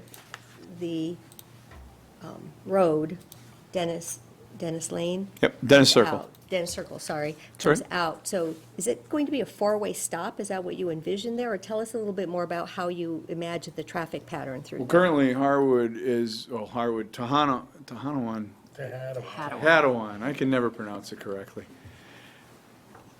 Harwood goes straight through. Although it is Tohono Trail, Harwood stops right at that point of the intersection, street name stops, but the road goes right on through. When I met with Deputy Chief Clancy, he said that Chris Goddard was talking about modifying that intersection, and I went and met with Chris to make sure. Chris is as you know, working on the other end of the intersection up at Foster and Tahanawan, and not this one, but, you know, we talked about if in the future that did have modification to it, we were in line with what it was.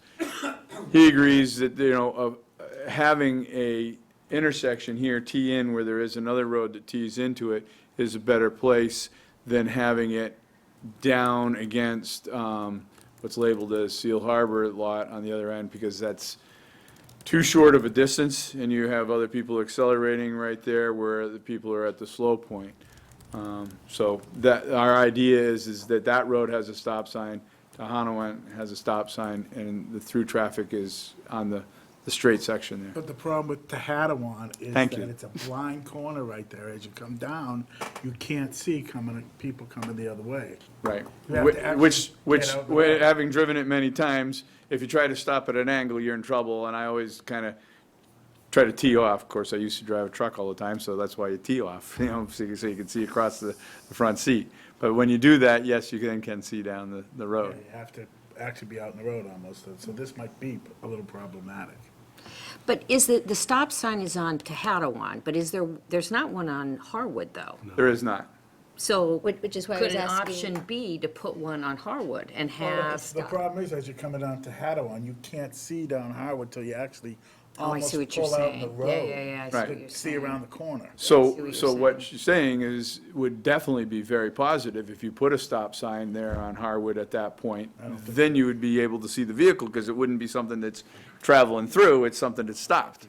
Right, that's why I was asking if it was going to be. That if it was a not my four-way intention, but stop I'll there. definitely have discussions with town engineer Chris Goddard, and we can talk about it. Because that might satisfy the abutters, Well, I think some of it's- their concerns. I mean, safety is clearly an issue at that intersection, and then the other traffic item that they talked about was the number of vehicles, so. Yeah, Maureen forwarded the comments to me, because it came in apparently after our last meeting. And I went through it, and I think the numbers that I had mentioned were numbers relative to coming out of this development, not numbers that were on that road.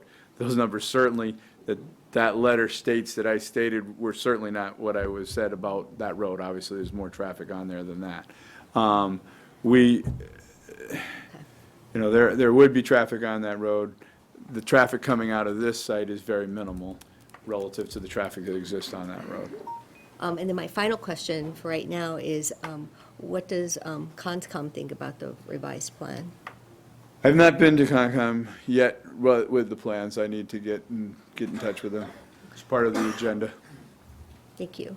Anyone else? I'd like to see if anyone in the audience, have any, yes, sir, name? Yeah. Name from Brian Beam, 271 Harwood. I'm kind of representing that group of abutters at the meeting here today. And thank you for bringing up the intersection issue, because we think it's a big issue. There's definitely more traffic than you stated in your original plan or descriptions, so we request some kind of traffic study to make sure that that intersection, is safe for everyone. Thank you. Anyone else? Yes, sir. Paul Tookmakian, 32 Lawrence Street. I have a question about the conservation restriction on lot 15. I just want to clarify if you did grant the conservation restriction and you made the restrictions basically the same for town-owned conservation land, if that was your stipulation for that land, Mark, what would be the benefit for the landowner to have that kind of restriction on their land? Is there a tax advantage for the landowner, or? Yeah, well, there definitely would be a tax advantage for owning that land and having it have a deed restriction on it, because it would not be, it'd be land that can't be developed. So from that standpoint, it's not like you own 20 acres and you could have the possibility of future development on those 20 acres. Number one, as part of an open space development, we can't redivide it. Number two, a conservation restriction doesn't allow for any development, so that would be a limitation. Okay.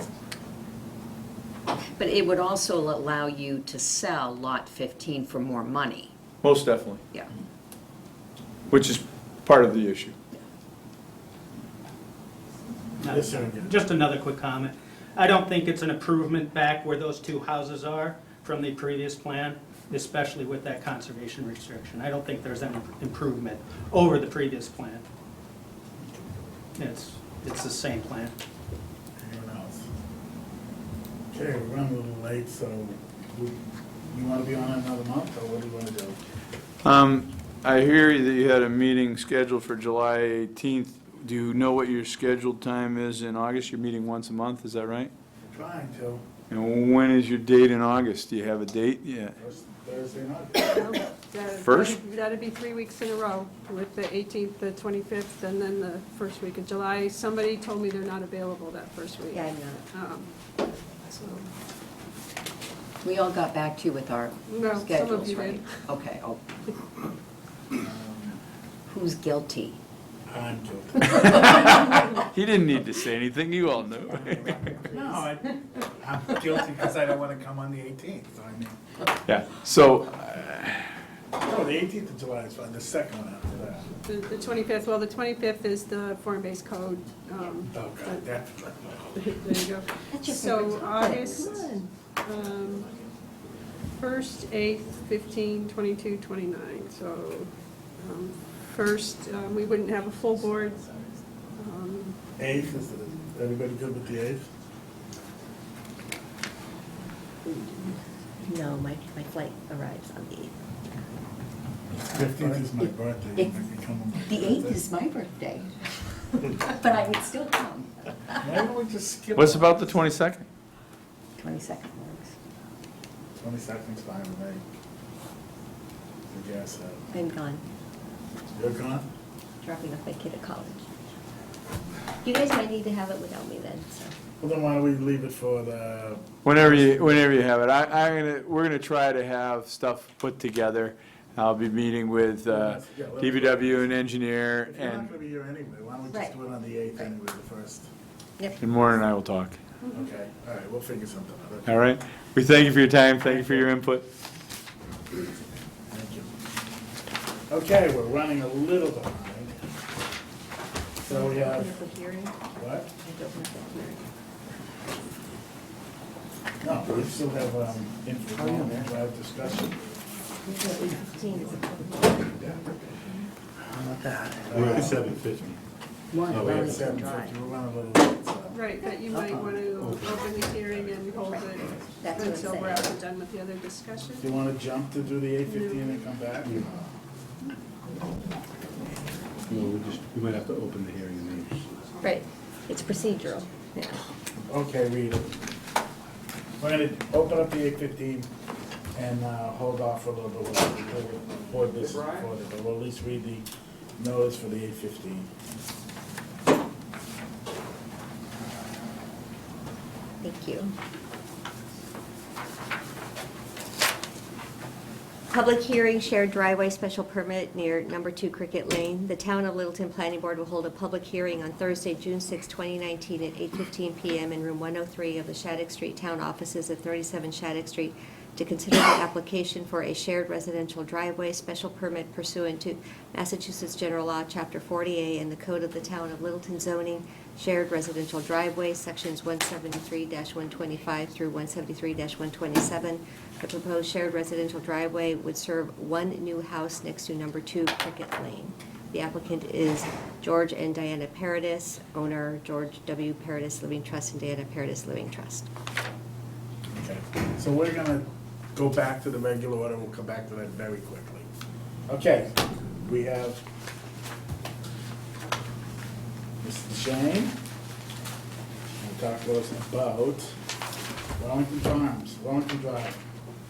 Mr. Chairman, members of the board, good evening. Douglas DeShane representing On the Rail Farm Co. LLC regarding Wellington Drive. As you may know from my recent continuance request, I've just been brought into the project. I thank you for pushing that last meeting so that I had an opportunity to get up to speed. I also want to point out to you an error I made in my letter I sent June 3rd, where I was trying to give you a quick overview of our purpose for being here and an idea of what we're going to discuss.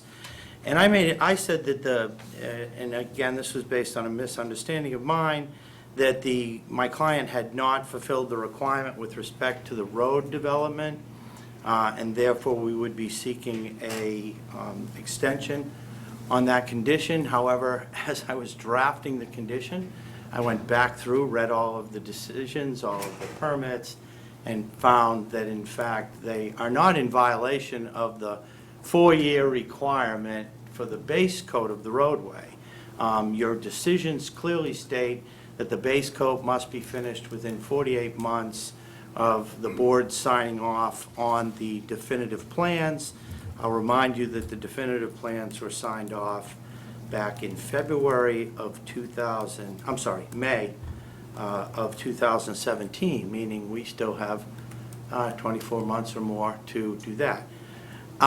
Furthermore, I found in all of my research that there was a question as to whether or not the project was in violation of a covenant that required completion of the project within 2 years. And again, I did my research, and Marilyn was kind enough to meet with me and share the information from the file, and then I went off and did some research, and I guess I am unable to find where in fact this subdivision is in violation or any conditions have expired.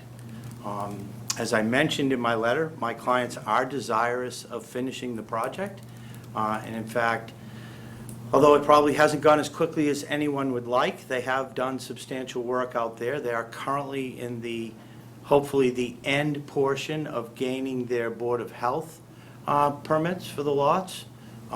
They have been doing that for some time now, and the board, not all that long ago, asked for more testing. We all know the kind of spring we had in winter. It's been, significantly wet, so we had to wait till things were, baseline. So that testing's been done. They are continuing to finish up with the Board of Health, and at that point are preparing to move forward with the project. There was mention in the file that the project was in violation of the Form F covenant, in that the project was not completed in 24 months or 2 years. I think there may be some confusion.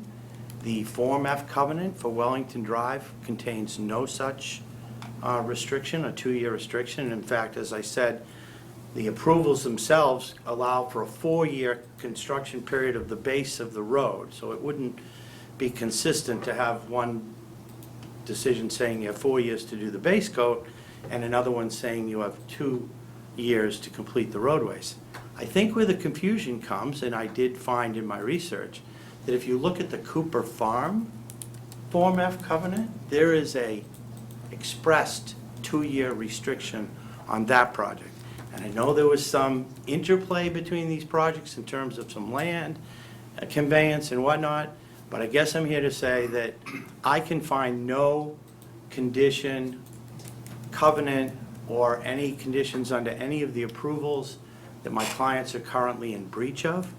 And so we are going to move forward and get this thing done. Well, we've been in discussion with the town council, and town council says that you're 2 years lapsed, you didn't ask for a renewal. So we can ask to basically start all over if we want to. I'm not saying that's what we want to do. What I do want to say is that we want to talk about it fresh, because when it first came to us, there was a lot, as you put it, a lot of ambiguity with what was going on with Cooper, the land, the parcel B, 6 lots, 5 lots. Yeah. The open space, what the plan was, and everything else like that. So I personally would like to readdress it, because now that parcel B is out, we can look at this Wellington on the rail subdivision, devoid of everything else, and decide where we want to go from here.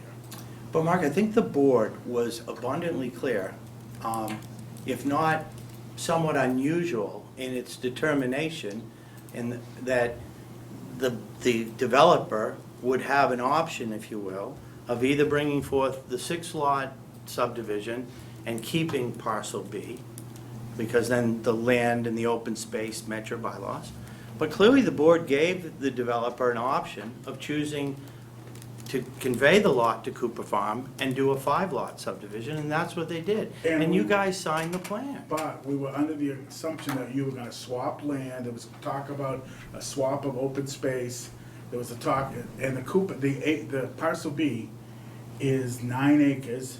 It was all put together. I don't think the planning board was made completely aware of what the developer's idea was at that time. I think it was less than, we asked about the habitat, endangered species, you told us there was no issue with it, when in fact, the map of the endangered species, all your open space is in the endangered species area that has to be protected anyway, so the open space that you're giving us, we're gonna get anyway. So that was never made clear to us. All I'm trying to say is if you want us to take a step back and work with you, I think we need to decide what real open space we have out there. I think the open space that you're providing or pretending, because Area B is now gone, that was the good open space. What's left to the town is spotted salamanders habitat that's available to us anyway. So my concern, and my concern was from the get-go, I voted against it the first time because I didn't feel you could take open space and offer it to 2 different developments at the same time and then decide which was the best way to go. That open space Area B should have stayed with this. Had it stayed with us, we wouldn't be having this discussion. What's left is less than desirable for the town of Littleton. That's my personal opinion, and I want the rest of the board to weigh in on it. I can respect that, but, and again, I wasn't here, so I don't know what was said or what wasn't said. But unfortunately, what I'm faced with, and what I think a court or anyone else looking at this would be faced with, is what the decision said. And they were very clear that if you conveyed the lot out, the best you could get would be the 5-lot plan. They came back with that plan, and the board approved it.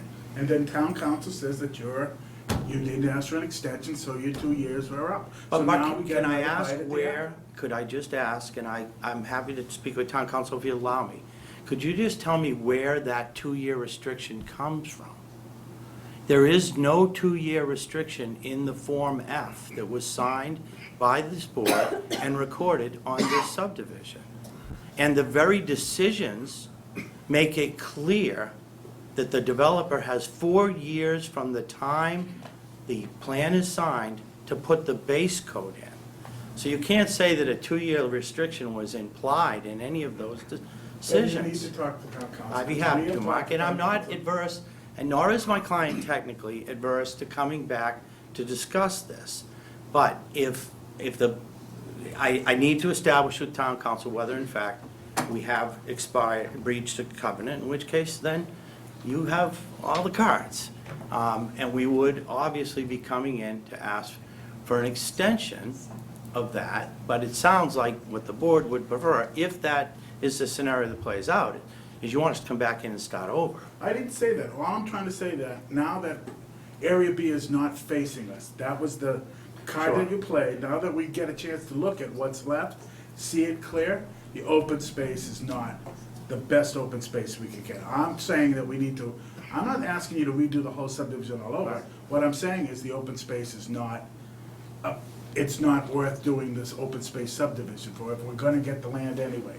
There has to be. Why would you get the land anyways? Because It's it's spotted, it's endangered species habitat. You can't build on it anyway, so it's gonna be. well, you can build on a portion of it. A portion You of it, you but could, if you you look at could the map- negotiate, no, but I mean, you can negotiate with natural heritage, and then, for every acre that you disturb within you have to give them 2 acres, Then that's what should have been done in the first place. When we asked the question back a couple of years ago, there was no natural heritage issues, and yet when we look at the natural heritage map provided by Cooper Farms, it shows all of your. Has that changed? Is that a I would reason? think it's probably gonna be worse. It was done a couple of years ago. Okay, I'll check on the timing of that, Mark, because it could be the case, they've updated the map, they update the maps. That could have been an update post-development.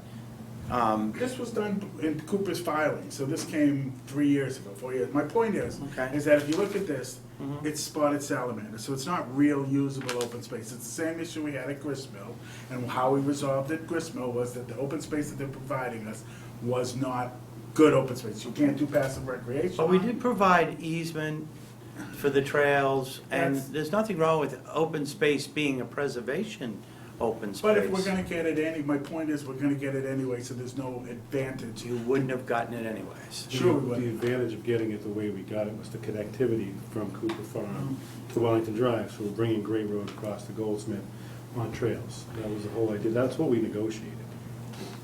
But we also That's what we negotiated usable open space. And With- if it's salamander habitat, it's not usable open space. Never has. We didn't do it at Gristmill. We didn't negotiate usable open space. We negotiated open space. We didn't have any open space. It's open space. It's protected. It's protected now. It's already been conveyed to the town. No, it hasn't. It's been conveyed to Cooper Farm. The town has Well, nothing. But what about the We open have space trails. associated with our 5 lots? That's open space. It- You're saying it's within a habitat, an endangered species habitat. So you couldn't and build on therefore it not anyway? Well, Mark, again, with all due respect, you can build on a proportion of it, and you know, we work with natural heritage all My the time. point is that we like to get open space that you can do recreate passive. Cooper Farm's a perfect example. You can build ball fields on it. That's what we're trying to do. If there were no endangered species on this open space, under the subdivision approval that you guys signed, you didn't require any trails, you didn't require any ball fields, you didn't require anything. You just required it to be open space, preserved as open space. I get that, but my point is that you were less than honest. Well, I can't speak to that, Mark. I Than what wasn't. the open space was. Okay. It's protected open space now, so we didn't get open space for it. You can't. you- I'll you might be respectfully able to- disagree that it's protected Then open we need to- space, then maybe just we- by virtue of having Then maybe we you can know. have the discussion But it- with with them. your permission, I would like to just touch base with town council to understand where this idea that we're somehow in violation of a 2-year time frame exists. Because if we're not in violation of that 2-year time We frame, don't need to sit here and then graphic that. we're gonna just move forward with finishing the project as you approved. If not, I'll be back. Okay, So can I, through Maren or whoever, I think somebody else has a question. So I do a couple of clarifying questions because, again, going through past documentation, it was a little challenging to follow everything. So. I know. Did you actually propose a 5-unit development September 2016, and is that the last one that was proposed? Because I Sure. couldn't discern Yep. whether The 5 way, or 6 units was the final plan. I wrote that down because I agree with you. It was not an easy path to follow. I have that the hearing was closed, the initial hearing was closed on April of 2016, and a very unique decision, and the board essentially voted to say that if you keep the 8 acres here, you can go with the 6-lot plan. If you convey it, you go with the 5-lot plan. In February of 2007, there was actually a definitive open space subdivision design update decision where they came in with the 5-lot plan and needed to request some additional waivers and just some other tweaks to the decision. The board signed off on that in February of 2017. In April of 2017, the board signed off on the Form F covenant for the subdivision, the 5-lot subdivision. And on May 2nd, 2017, the board signed the 5-lot subdivision plans, which were then subsequently recorded. And in my opinion, started the 4-year And that's where you're getting the timeframe. May 2017 from, was that recorded decision? Yes. Okay. That was when the plan was actually recorded. For a Your 5-lot decision says subdivision. Okay. 4 years to do the base coat from the signing and recording of that definitive plan. So Okay. that's the timeline we have. Okay. And I think some of the question comes in where the covenant and the endorsed plan were recorded, the decisions were not recorded. See, that's parcel B, which is there. This is what's on parcel B now. Right, so parcel B is Cooper Farms property now, Which is why we went forward with the 5-lot subdivision. and parcel A is, The what? Parcel A is the open space associated with the Right. 5-lot. okay, Well, actually, Right. parcel A is shown on this plan is the shared septic system, and then the open space Is open surrounds that. space. okay. All right, and then my other question is, originally on the plan, it talked about a proposed stone dust walking path.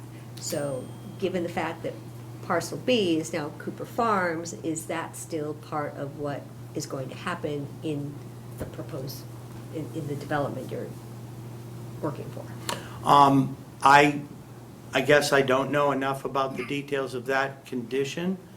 Well, it's on page 10 of the plan. It's shown on the plan? Okay.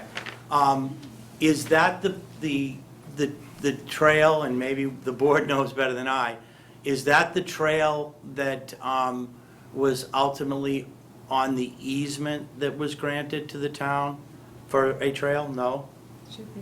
No, that's a good point. You don't own parcel B anymore, it's now got houses on it. So how can you put a stone dust connecting trail to something? Right, did that you don't- make an agreement with Cooper Farm to But allow that? If we're looking at. are we looking at the sheet 5 10, lot plan? Sheet 10 Okay? Yeah, in the upper goes up right-hand to parcel corner B. is where the words are written, proposed Here's stone. parcel B. Right. Here's their trail. Okay, yes. So, So, so it So goes to they the, still have it and they can get it to there, and Cooper is supposed to connect to it. Okay. how can you when it's full of houses? No, that easement was granted to the town. No, it's. and Cooper was supposed to be designed to connect to this trail. Which it is. So the So, answer is so that's a yes. pretty important component to what I hear town folk wanting, Mhm. our residents wanting, so that's another important point to, It was Discuss a with your discussion clients. the board had, and we, working with both developers at the time, negotiated in connectivity of the two developments, therefore connecting Great Road and Golds. I did find in my research that the easement deed for that trail connection on the Wellington project has already been recorded in favor of the town. So the town owns that easement. So I guess what I don't know is whether, how it connects to Okay, Cooper. I will How and I will where. follow up on that. It's gonna be pretty tough to people's houses, but that's all I don't know what you're talking about. right. There's area B, where's your trail coming? The trail, they show a trail on their whole plan coming right around. Do you see a trail there? You're looking at Cooper Farm. Yeah. Yeah, there's gonna be a trail there, just like everything else. It's not complete. When the subdivision's complete is when you So have to ask the rather than question. wasting your Follow up time, on it. why don't you Right. talk to town And then council, see where you're I'll at? provide you written response on the trails to make That's sure. We're fine. running late. No, I understand, and I appreciate your time, and I hope you appreciate the fact it kind of just got dropped into this, and so I can't I opine on what happened historically, One more but important item, just real quick, because it was brought up earlier, um, the waiver that was granted in this one, and it's probably already a done deal because it was granted, but I need to ask anyway about the granite versus the word that I can't pronounce. Bituminous. Bituminous. well, quite frankly, if town council is correct and somehow these permits are void in some manner, I'm sure we're gonna have that discussion. Another bite at the To the apple. extent that it is still valid, then Then now we're it's still- required to build according to what was granted Okay, back then. thank you. Well, thank you for your time. We'll see you again soon, I hope. I have to practice that word. Thank you. Okay, we I have was there a, like half the time, so. we have a 8 o'clock site plan, quick command water treatment plant.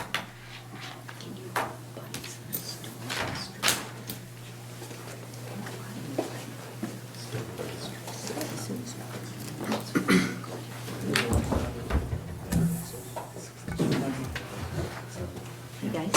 How you doing? Good, how are you?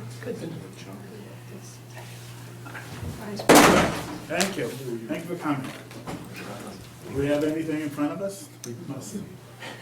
I'm sorry, I forgot.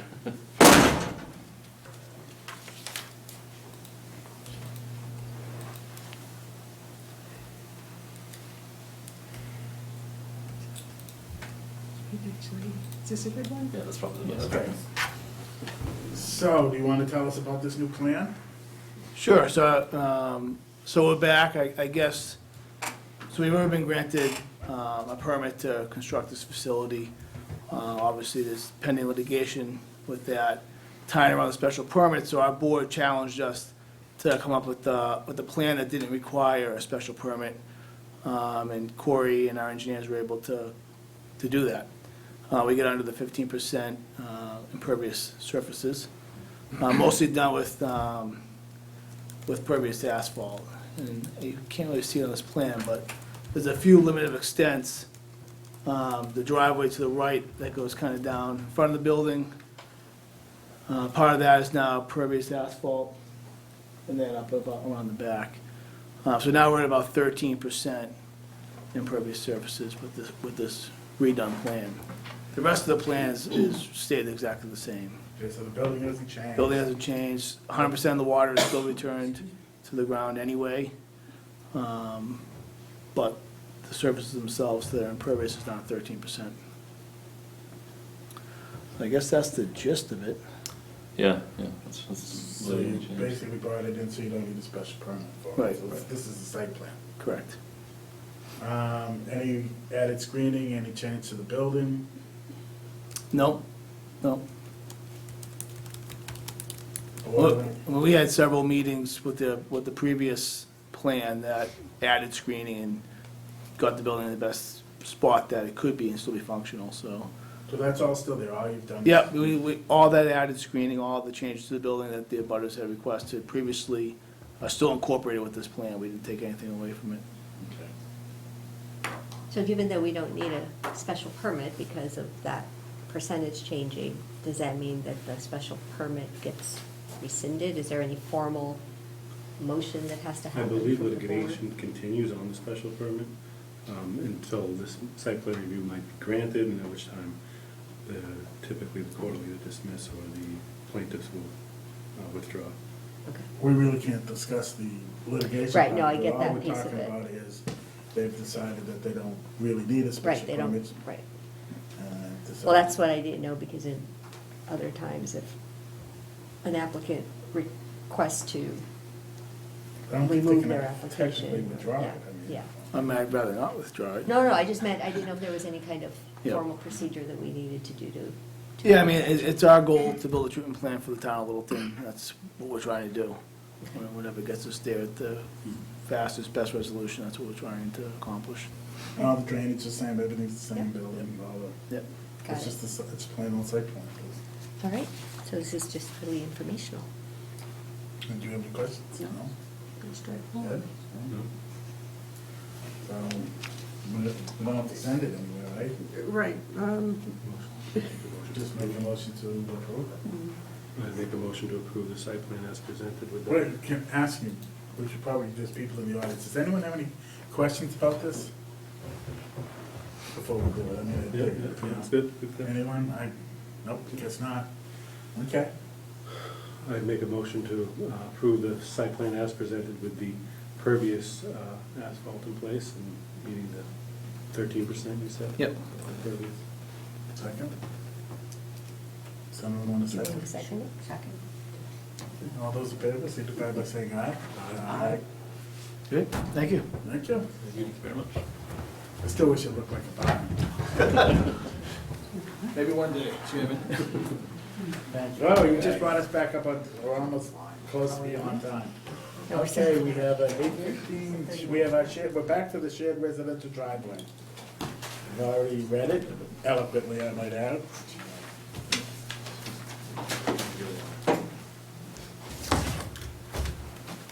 Are you, going to go and watch the movie? I'll yell at you there. Okay, thank you. So why don't you try to bring us up to speed as best you can about what you're proposing?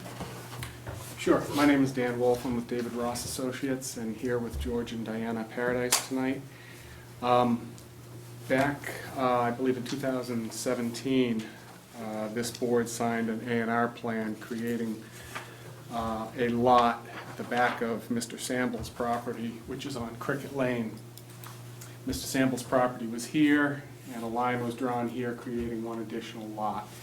In the decision, it was mentioned by the board that a shared residential driveway special permit would be required for access to this. Now, what exists out there right now is there already is an existing shared driveway that comes off of Cricket Lane.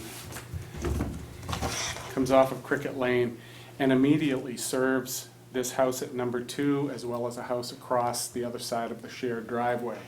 The shared driveway then goes down and serves 2 more on the pond. This is, as I mentioned, the lot that was created, and we are simply asking for this branch to be added to the existing shared driveway. The slope and width and turnout areas have all proven to be adequate over the years. In fact, the driveway is very well maintained, and I understand that it's a shared responsibility of all the owners that have taken care of that driveway. There is also a very wide turnaround area at the very end that could more than adequately. I think wide, I went down there today, I wouldn't say wide is.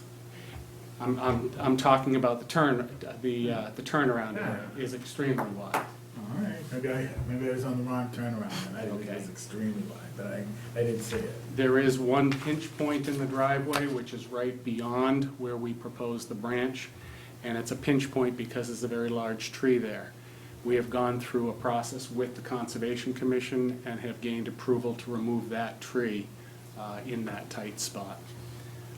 And that should alleviate that one pinch point along the existing driveway. But as I mentioned, that pinch point is after our branch.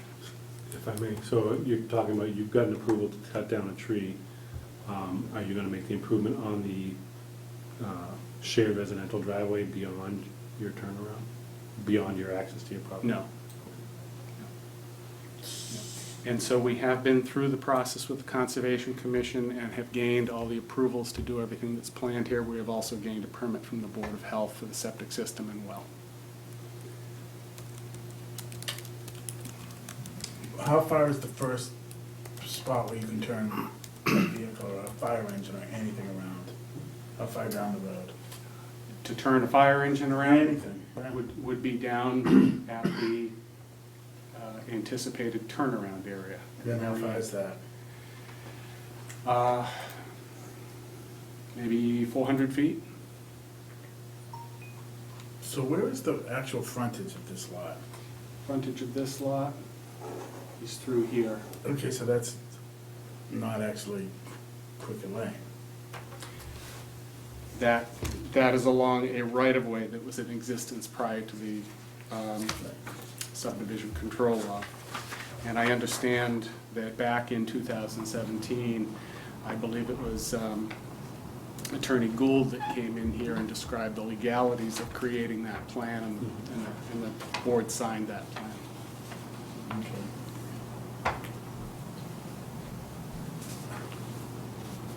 You want to run with this one? Run with it? The problem. I could say that, they're requesting a permit for a shared residential driveway. They're tying on to one, they're basically just creating a small branch off of one that already exists. We granted the A&R, it's a buildable lot. They've got approved from Board of Health and Conscom. What about I see no reason to not. upgrading the road? Have you- So that was gonna be part of my question, that's why I asked about the tree. And the upgrades, has the fire department had a look at this at all? I actually spoke with Deputy Chief Clancy about it, and he was not concerned at all about whether or not, he's been down there before, he had no concerns about it. I asked him if he wanted to come back down and revisit it. He said there was no need for it. I asked him several times. There is I don't know how far, you might not have gone down all the way around the bend, because there's a bend. It's huge. You can get very large trucks down there. So the pinch point that we're talking about there, with no issue with the fire truck getting past that pinch point, even if you take the tree out? No, taking the tree out would be significantly better. I mean, you can get stuff in and out of it now. We just think that it would be much safer to have it wider at that point. Because then you're looking at basically, right now that entire road is about 14 feet wide, going anywhere between 14, 18, 20 feet, and then really branching very widely with a turnaround at the end. That pinch point is the one pinch point that we'd like to make wider. So that How wide is it right there at the pinch point? It's about 12, 13 feet, and it's adequate, but given that it's right on a bend. So who owns the tree? It's within the right-of-way that services. Yeah, but the right-of-way that's all private, so that's the neighbor on this side. Well, we've actually, so the folks who are sort of, if you think of them as direct abutters, you've got the folks here at number 2, here at number 4, here at number 8, who are here tonight, us at number 10, and this new place. So we've had discussions with everybody. Who's on the other side where the tree is? Right here. The tree's in the right of way. It's in the right of way, abutting the new But the property. right of way, you own to the middle of the right of way. So who, is it on your right-of-way? Actually, I believe the right-of-way itself is owned by the owner of Lot 2. Of number 2. So you know you have permission to take the tree down? Yeah, we've spoken with everybody who directly abuts all of this and made sure that everybody was comfortable with it. And again, they also help to maintain the road, so So who sent you to us, by the way, or did we send you? you sent us to us with your A&R saying that you needed a shared residential driveway permit. So if we're at 12 or 13 feet, and we've heard discussions earlier tonight, and I think you might have even been present, talking about the 16-foot width, if the owner of the right-of-way, if it is house number 2 or Cricket Lane, was amenable to you doing a compacted, in my opinion, and I hope the board would agree, removal of the tree and the stump and doing a gravel compacted base similar to, the first course of creating a right-of-way or a road, so that would be a 16-foot wide corner. That removal of that tree, and also, just to let you know, there is an electrical pole there. Littleton Electric. Don't cut that down. No, that would be bad. But That is set back a little further. But actually, Littleton Electric is updating and upgrading some poles and wiring around town. We did speak with them. That is one of the ones that they are upgrading. So they already looked at it, and they're going to place that pole back a little bit further So too. maybe So we're at going to that have a point. nice, this pinch point is going to get at least 3 to 4 feet larger. And it will make this whole bend. I'm just asking if you would make an investment in doing some, other than just removing the tree. Oh, yeah, Okay. yeah. Because removing that tree also means we want to make sure that we get gravel and we make that bend Okay. nice and smooth, absolutely. That's what I was hoping to. Yeah. Anyone else have any questions? Anyone else want to touch this?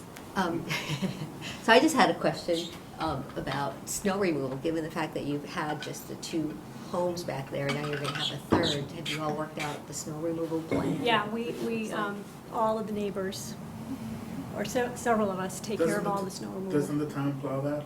No, because this is the right of way. The town plows Cricket Lane, and the neighbors get together to make sure we actually contribute money out of our pockets every year to make updates to the Cricket Lane Road paving, which we get the letter from the town around the summertime and take care of that fall. But this is, because that's a private shared residential driveway, it's up to everybody to make sure that it gets maintained. I guess I'd like to take a motion to approve it, the best improvement you can out of a difficult situation. How's that? Is that better? So moved. Anyone want to second that?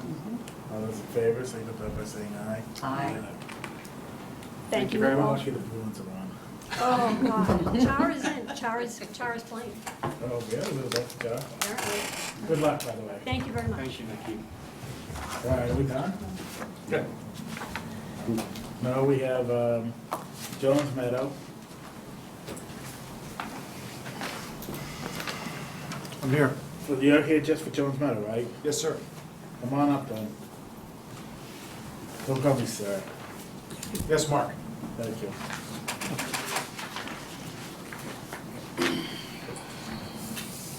So, you have updated information in front of you. Greg was able to update the plans. Green did the back check on those, and he's got a several-page letter that outlines the comments and their responses to the comments. They did the usual highlight in yellow on any issues. If I'm not mistaken, the one engineering question was the location of the sidewalk, whether the board would allow him to push it up to adjacent to the curb on the roadway. To get rid of the green, the grass. to have the grass strip on the outside of the, right, and then, Which is what the town wants. it's up to the board to decide.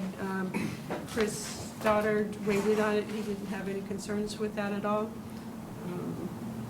But I believe there's a difference of opinion, and it's the board's policy decision to make.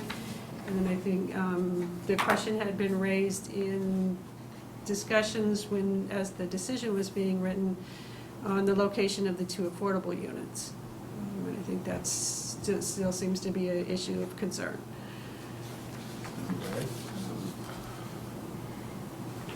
Great What did I summary, leave out? good summary. Greg Roy, Ducharme Dillis, thanks for your time. I know you're running late, I'll try to be brief. So, that's exactly right.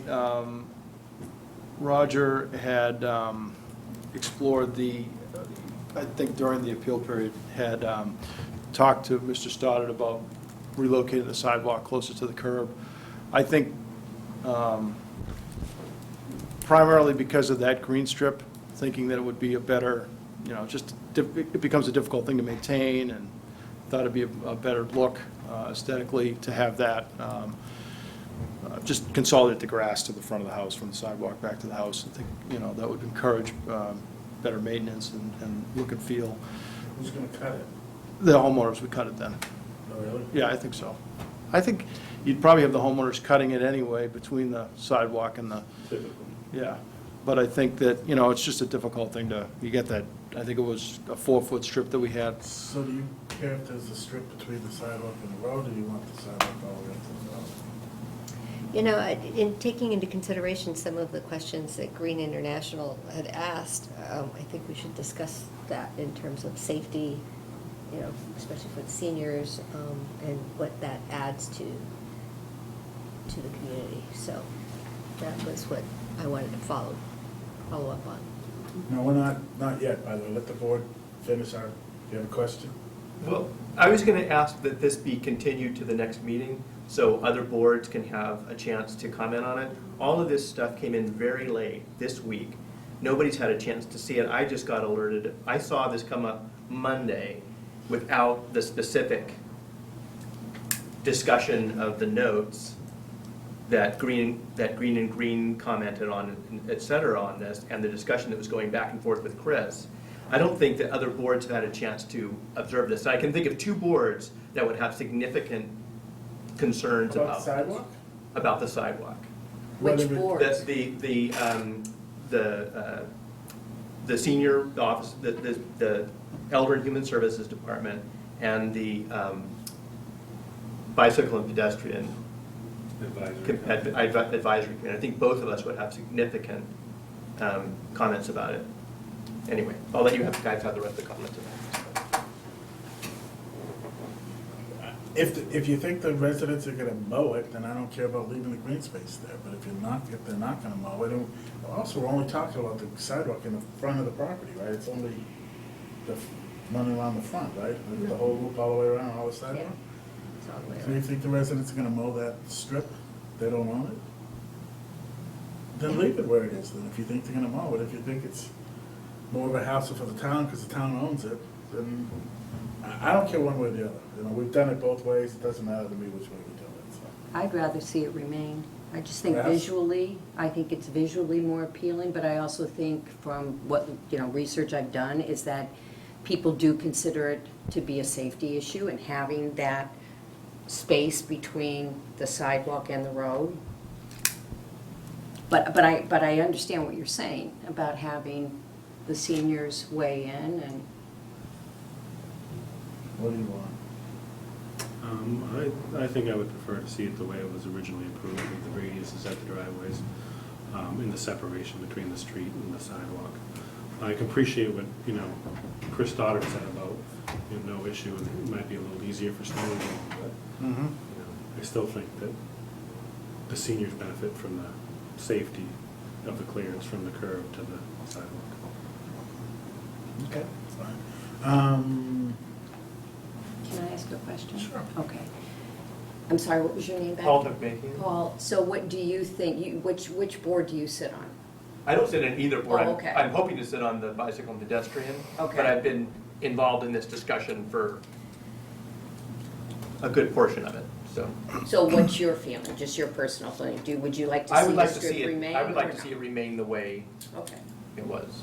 All right, so let's play this. What was the other one? It's the location of the two affordable Oh, the units. affordable units. Oh, the affordable units. So quite frankly, I haven't been privy to that whole discussion. Or I shouldn't say that, I've been sort of focusing on the engineering-related issues. We showed lots 1 and 19 on the plan as affordable units. That's what we have today, so I guess if there's, Right, that's what's shown on the plan, and that's what's included in the decision and in the draft covenants.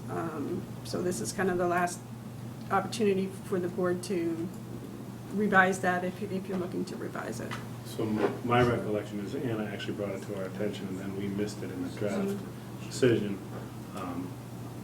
I think it's unfair to place both affordable units at this Spectacle Pond edge of the development. It doesn't give them the anonymity that they're entitled to. That's the So then I'll take the other one. If they all have to look the same, and the very first 2 units that you're gonna put into your subdivision have to be affordable, don't you think those are gonna look the best? Because they're the first 2 things you see. No, I don't think they're gonna look the best. I think they're gonna look like the rest from the exterior. Yeah. But it's still a component that it's not dispersed. Well, it is. It's first and last. It's the two. it's the 2 high hatched ones, yeah, Yeah. on the plan. So I would say that you're putting them to the road noise of the spec pond, you're putting them to the retention pond of the other one. I would say that they need to be more equally dispersed throughout the development. Well, the reason that I brought it up initially was because it is something that is in our inclusionary housing bylaw that says affordable units shall be dispersed throughout the site and shall be indistinguishable on the exterior from market rate units. So I guess I don't understand why we wouldn't want to follow our own bylaw. And I would say that if one was to stay where they are and you moved another one, that would be sufficient. But to have them both in that location, I would say is not meeting the intent of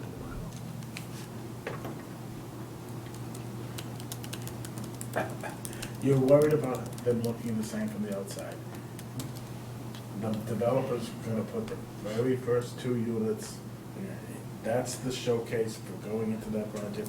They're gonna be the best 2 looking units in this development. If they're gonna be the best 2 looking and the first 2 built, then I might change my mind. They probably are. If they're the first 2 built and the best looking 2, then. I don't know if they'll be the first 2 built, I can't. I don't know which way, I have no idea how he phased it, but that's gonna be the I showcase. can tell you that we have septic permits on the 1 through 6 on the left. The other ones are in review, so. Our bylaws always said that they just have to look the same. I don't think we ever weighed in where we put them or anything else like that. Actually, the inclusionary zoning, Yeah. inclusionary housing zoning bylaw says dispersed throughout the neighborhood. Okay. I don't know what Yeah, it's- yeah, I'm reading it from our bylaw. Affordable units shall be dispersed throughout the site. So, Okay. So everybody's gotta move one, put it somewhere in the middle somewhere or something, I don't know.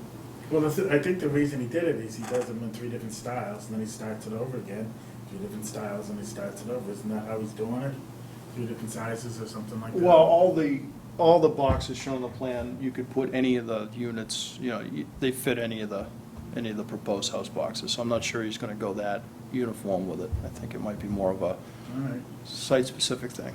Tell him the board would like him to move one of them. Okay? So, okay. You're not gonna sign these tonight anyway because of the sidewalk, so I guess we have some time. Covenant has been back and forth, we're good with town council on the covenant? Town council needs to review one more time. I have a separate signature page if you're comfortable with the, and I'm looking for direction how to move forward on this. where we have quite a delay between this meeting and the next one. It would be unfortunate to hold up the project for this, so once they get the, I sure was gonna ask that, so. I yeah, appreciate so my suggestion would be, once he gets the plans updated to reflect the original location of the sidewalk, Yeah. if I could get each of you to We- endorse those. We did a save as of the plan, so that's pretty quick. We So- can just, Yeah, so that would be a quick turnaround, and then if you're comfortable, how long do you want to review the wording of the covenant? So I just realized on that one, town council didn't review it Oh, they yet. didn't? I got the information from Paul, but we need to Okay. make the cross connection with them. All If you're right. comfortable signing it based on future review or town council, or if you want to hold up on your signature, if you would just approve. Well, I think if we can have the applicant complete everything that needs to be done with the changes on the plans and town council agrees, and if we aren't able to meet the deadline of the next meeting, we can meet, we can sign it individually. yeah, I was gonna say, I don't think you have to do it in a meeting. Right, yeah. I think it's a good idea. Right, because I think it'll just be a few days before we get. So the only change Oh, yeah. in that is going back to the original. Sidewalk. And then, relocate. and the relocate the affordable. Right. Okay. And then we'll sign. Okay. So, yeah, so that's covenant, and then. And then construction. What do we, Do we have any All the issues? Greens International recommendations. Yeah, you can go through it, but a lot of it's rehashing things that I think are already in the decision. HDP pipe, the, You're gonna camera that. Yep. RNG, if there's anything in here that's, we haven't covered. We got the question of the SWIP plan. Do you know if that's been? That's done. Oh, Yeah, okay. SWIP's been prepared, the NOI, EPA NOI's been filed, so that's all going on. It's been filed. Have you received it? Yes. Yeah. Do we have a final decision on requiring that the applicant restore open space disturbed by construction activities? It's in the decision. Yeah. Is that, Decision. okay. Yeah. okay, then I think we're good. Yeah, so that's fine. So you'll have these, Monday, Tuesday. not tomorrow, Monday, yeah. So are you gonna call us and have us come in and sign it? If you're comfortable with that, yeah. Do you have a problem with that? No problem. Yeah, Thank God we all live here. sometime early next week. Yeah. That'd be great. I Okay. have a question. So on the construction sequencing plan, Hmm. is the parking lot that's been constructed for Whitetail Woods, is that gonna be paved? Or is it just gonna remain the dirt? The one across the street? Yeah, It's already done. no, but it hasn't been Wait a paved. minute, it was never paved, was it? No, but I just wondered, No, it's an what was the anchor breaker. decision? I think we did, Because it Sure, I think states, that was I can't small. remember where, it states that it's gonna be paved and a bike rack installed, and I wondered who was responsible for that. I'd have to look on the. So my guess, without looking at the plan, is yes, I think it's supposed to be paved. think it's But I think paved, the yeah. pavement would happen. Yeah, but it's not now. I think it would happen when the When binder they course start. in. Right, we would probably do it when we did the road. Okay, That- I'm guessing. Yeah, it's paved. okay. Wow, we're just gonna pave it? Wow. It was part of the agreement. Yeah, we had, if you remember, we had a paved parking area on the other side of the road, and We moved it over. then we just Yeah. moved it, so it was, yeah. People are using it. you It's know. good. Yeah, he's done a nice job opening it all up. Yeah, it's good. Yeah, that was a good, I can't remember who suggested doing that, but it was more benefit for more people. Okay, anything else? So just to confirm, Maren, everything that's here in yellow is in the decision. So in other words, we've already addressed everything in yellow as the board, so it's Well, if you want to take the time to go through the decision.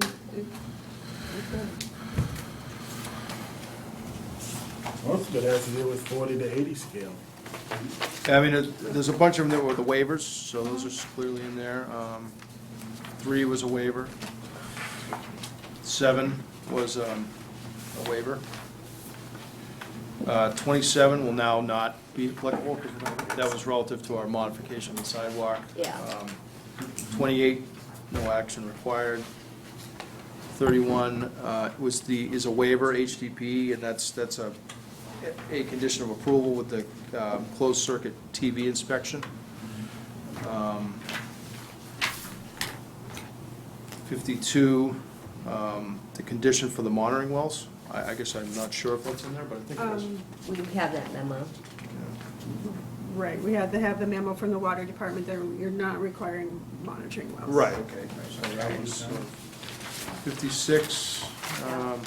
Take that. Yeah, mine's black. So. Mine's red. This is red. Want blue? We, This whole thing. 56, I think we did lower the pipe as much as we could. I mean, I guess I thought we had that set. Trust, yeah. That's the Jones Meadow covenant.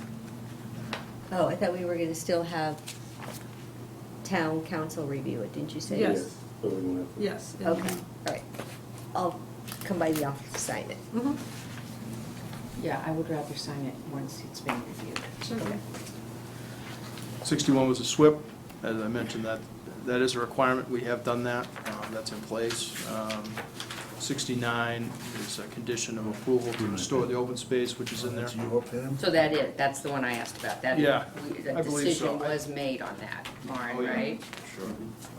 I mean, we could try to find it here, but, let's see.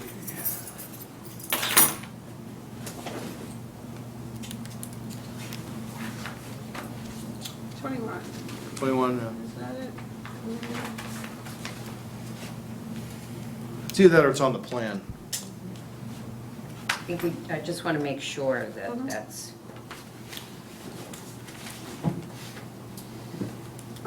If it's not, we'll handle that with an administrative correction. I believe At the it's same number time. 6 on page 5 of the decision.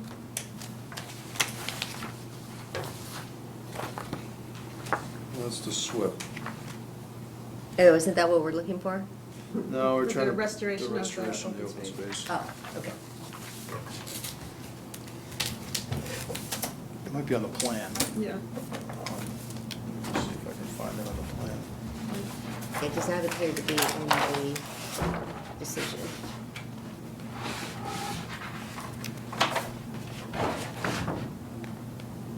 Stockpiling area shall be restored to the existing condition of grass pasture following construction. So it's right on our erosion control plan. And what page of the plan is that It's on? on page C, sorry, these Mylars are C 6.0. Thank you. So I think that's.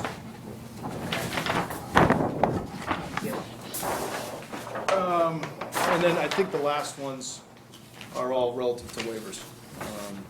I've lost my letter. Get it, the pipe again. Yeah, it's all requested waivers, which are all captured in the, both on the plans and in the decision, so. So I think, yeah, I think it's we are left with the sidewalk and the affordable, so. Anyone else? And we appreciate your willingness to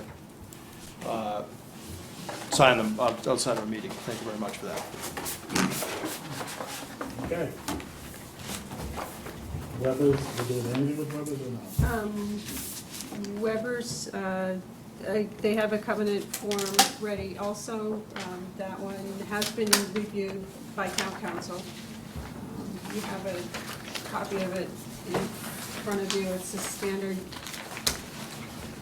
subdivision covenant updated for the Jones, the Weber Village, which is not a subdivision, but this is a document that assures that the development will be constructed in accordance with the approved plans. And you said town council has reviewed this? Yep, he reviewed it the first time, and then after their council made a revision to add a couple of easement, some information on easements, he re-reviewed it again late this afternoon, and he was good with it. Where are we at with the updated plans and what's going on with the state? They're still waiting for the response from the state, and updated plans will be at Yeah. their schedule. I don't know there's much to do on those plans. I think the plans are pretty much done. Okay, so I think present we them for endorsement. captured. Yeah, so the next step would be to do that. I mean, presumably after the state signs off, I guess, but. So you endorse site plans? They asked to endorse this one. You did?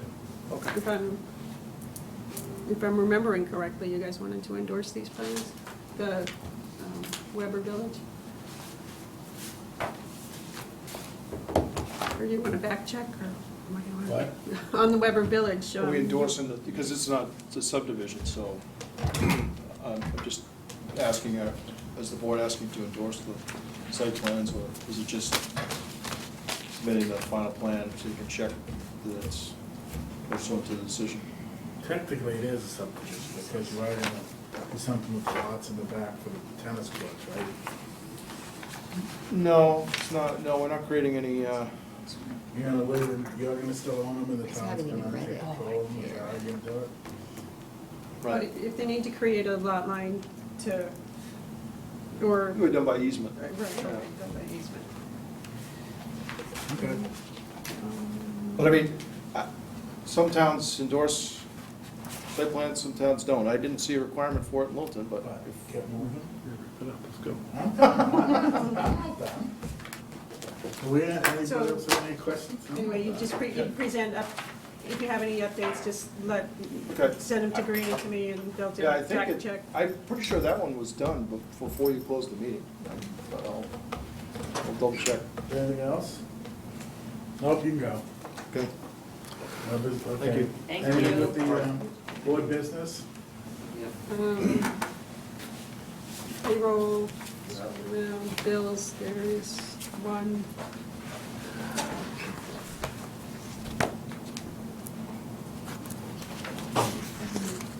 Z.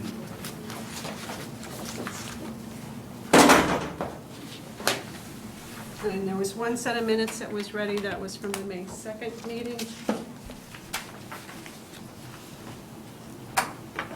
Motion to approve is written.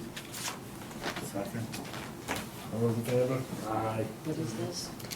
Hold on, Mark. So this is Lisa's first meeting with us. Let's review some of this procedural stuff with her. Oh, we get to look at timesheets, what fun. So don't we need to provide some kind of a response back to the finance department about? Yep, the usual, it'll come in a minute. The usual planning board response is to take no action, and then so it still requires a quorum of planning board to approve payroll and account and bills. So that's been the board's usual response. Okay. Does anybody want to change that? No. Okay. All right, so it'll be a response. And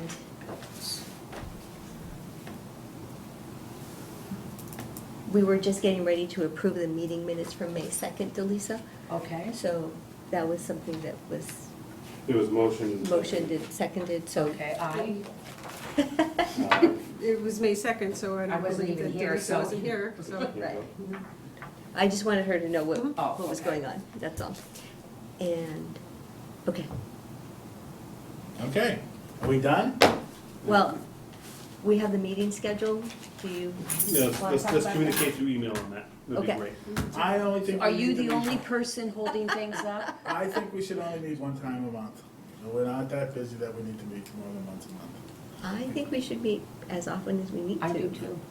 If you want to have a meeting for phone-based coding, that's another, but I don't, we're having enough trouble scheduling once a month. And the problem is, once you have two meetings, then they get lazy and they go into the second meeting and we have minimal amounts in each meeting and then we're here twice. Okay. So if there's something specific you want to do, that's another story. Okay, But to that's all of a great. sudden have. I two agree meetings. with you. No, I agree with you. We shouldn't Okay. schedule two just to schedule two, and yeah, Yeah. okay. It's hard enough to get us there for one. But now, Lauren, do you have Jerry's schedule? Partial schedule, yes. Okay. Yeah. So you have enough to work with for the next few months? Yeah. Okay. Yeah. We're good? Motion to adjourn. So moved. Second, all in favor, aye. Aye. Any,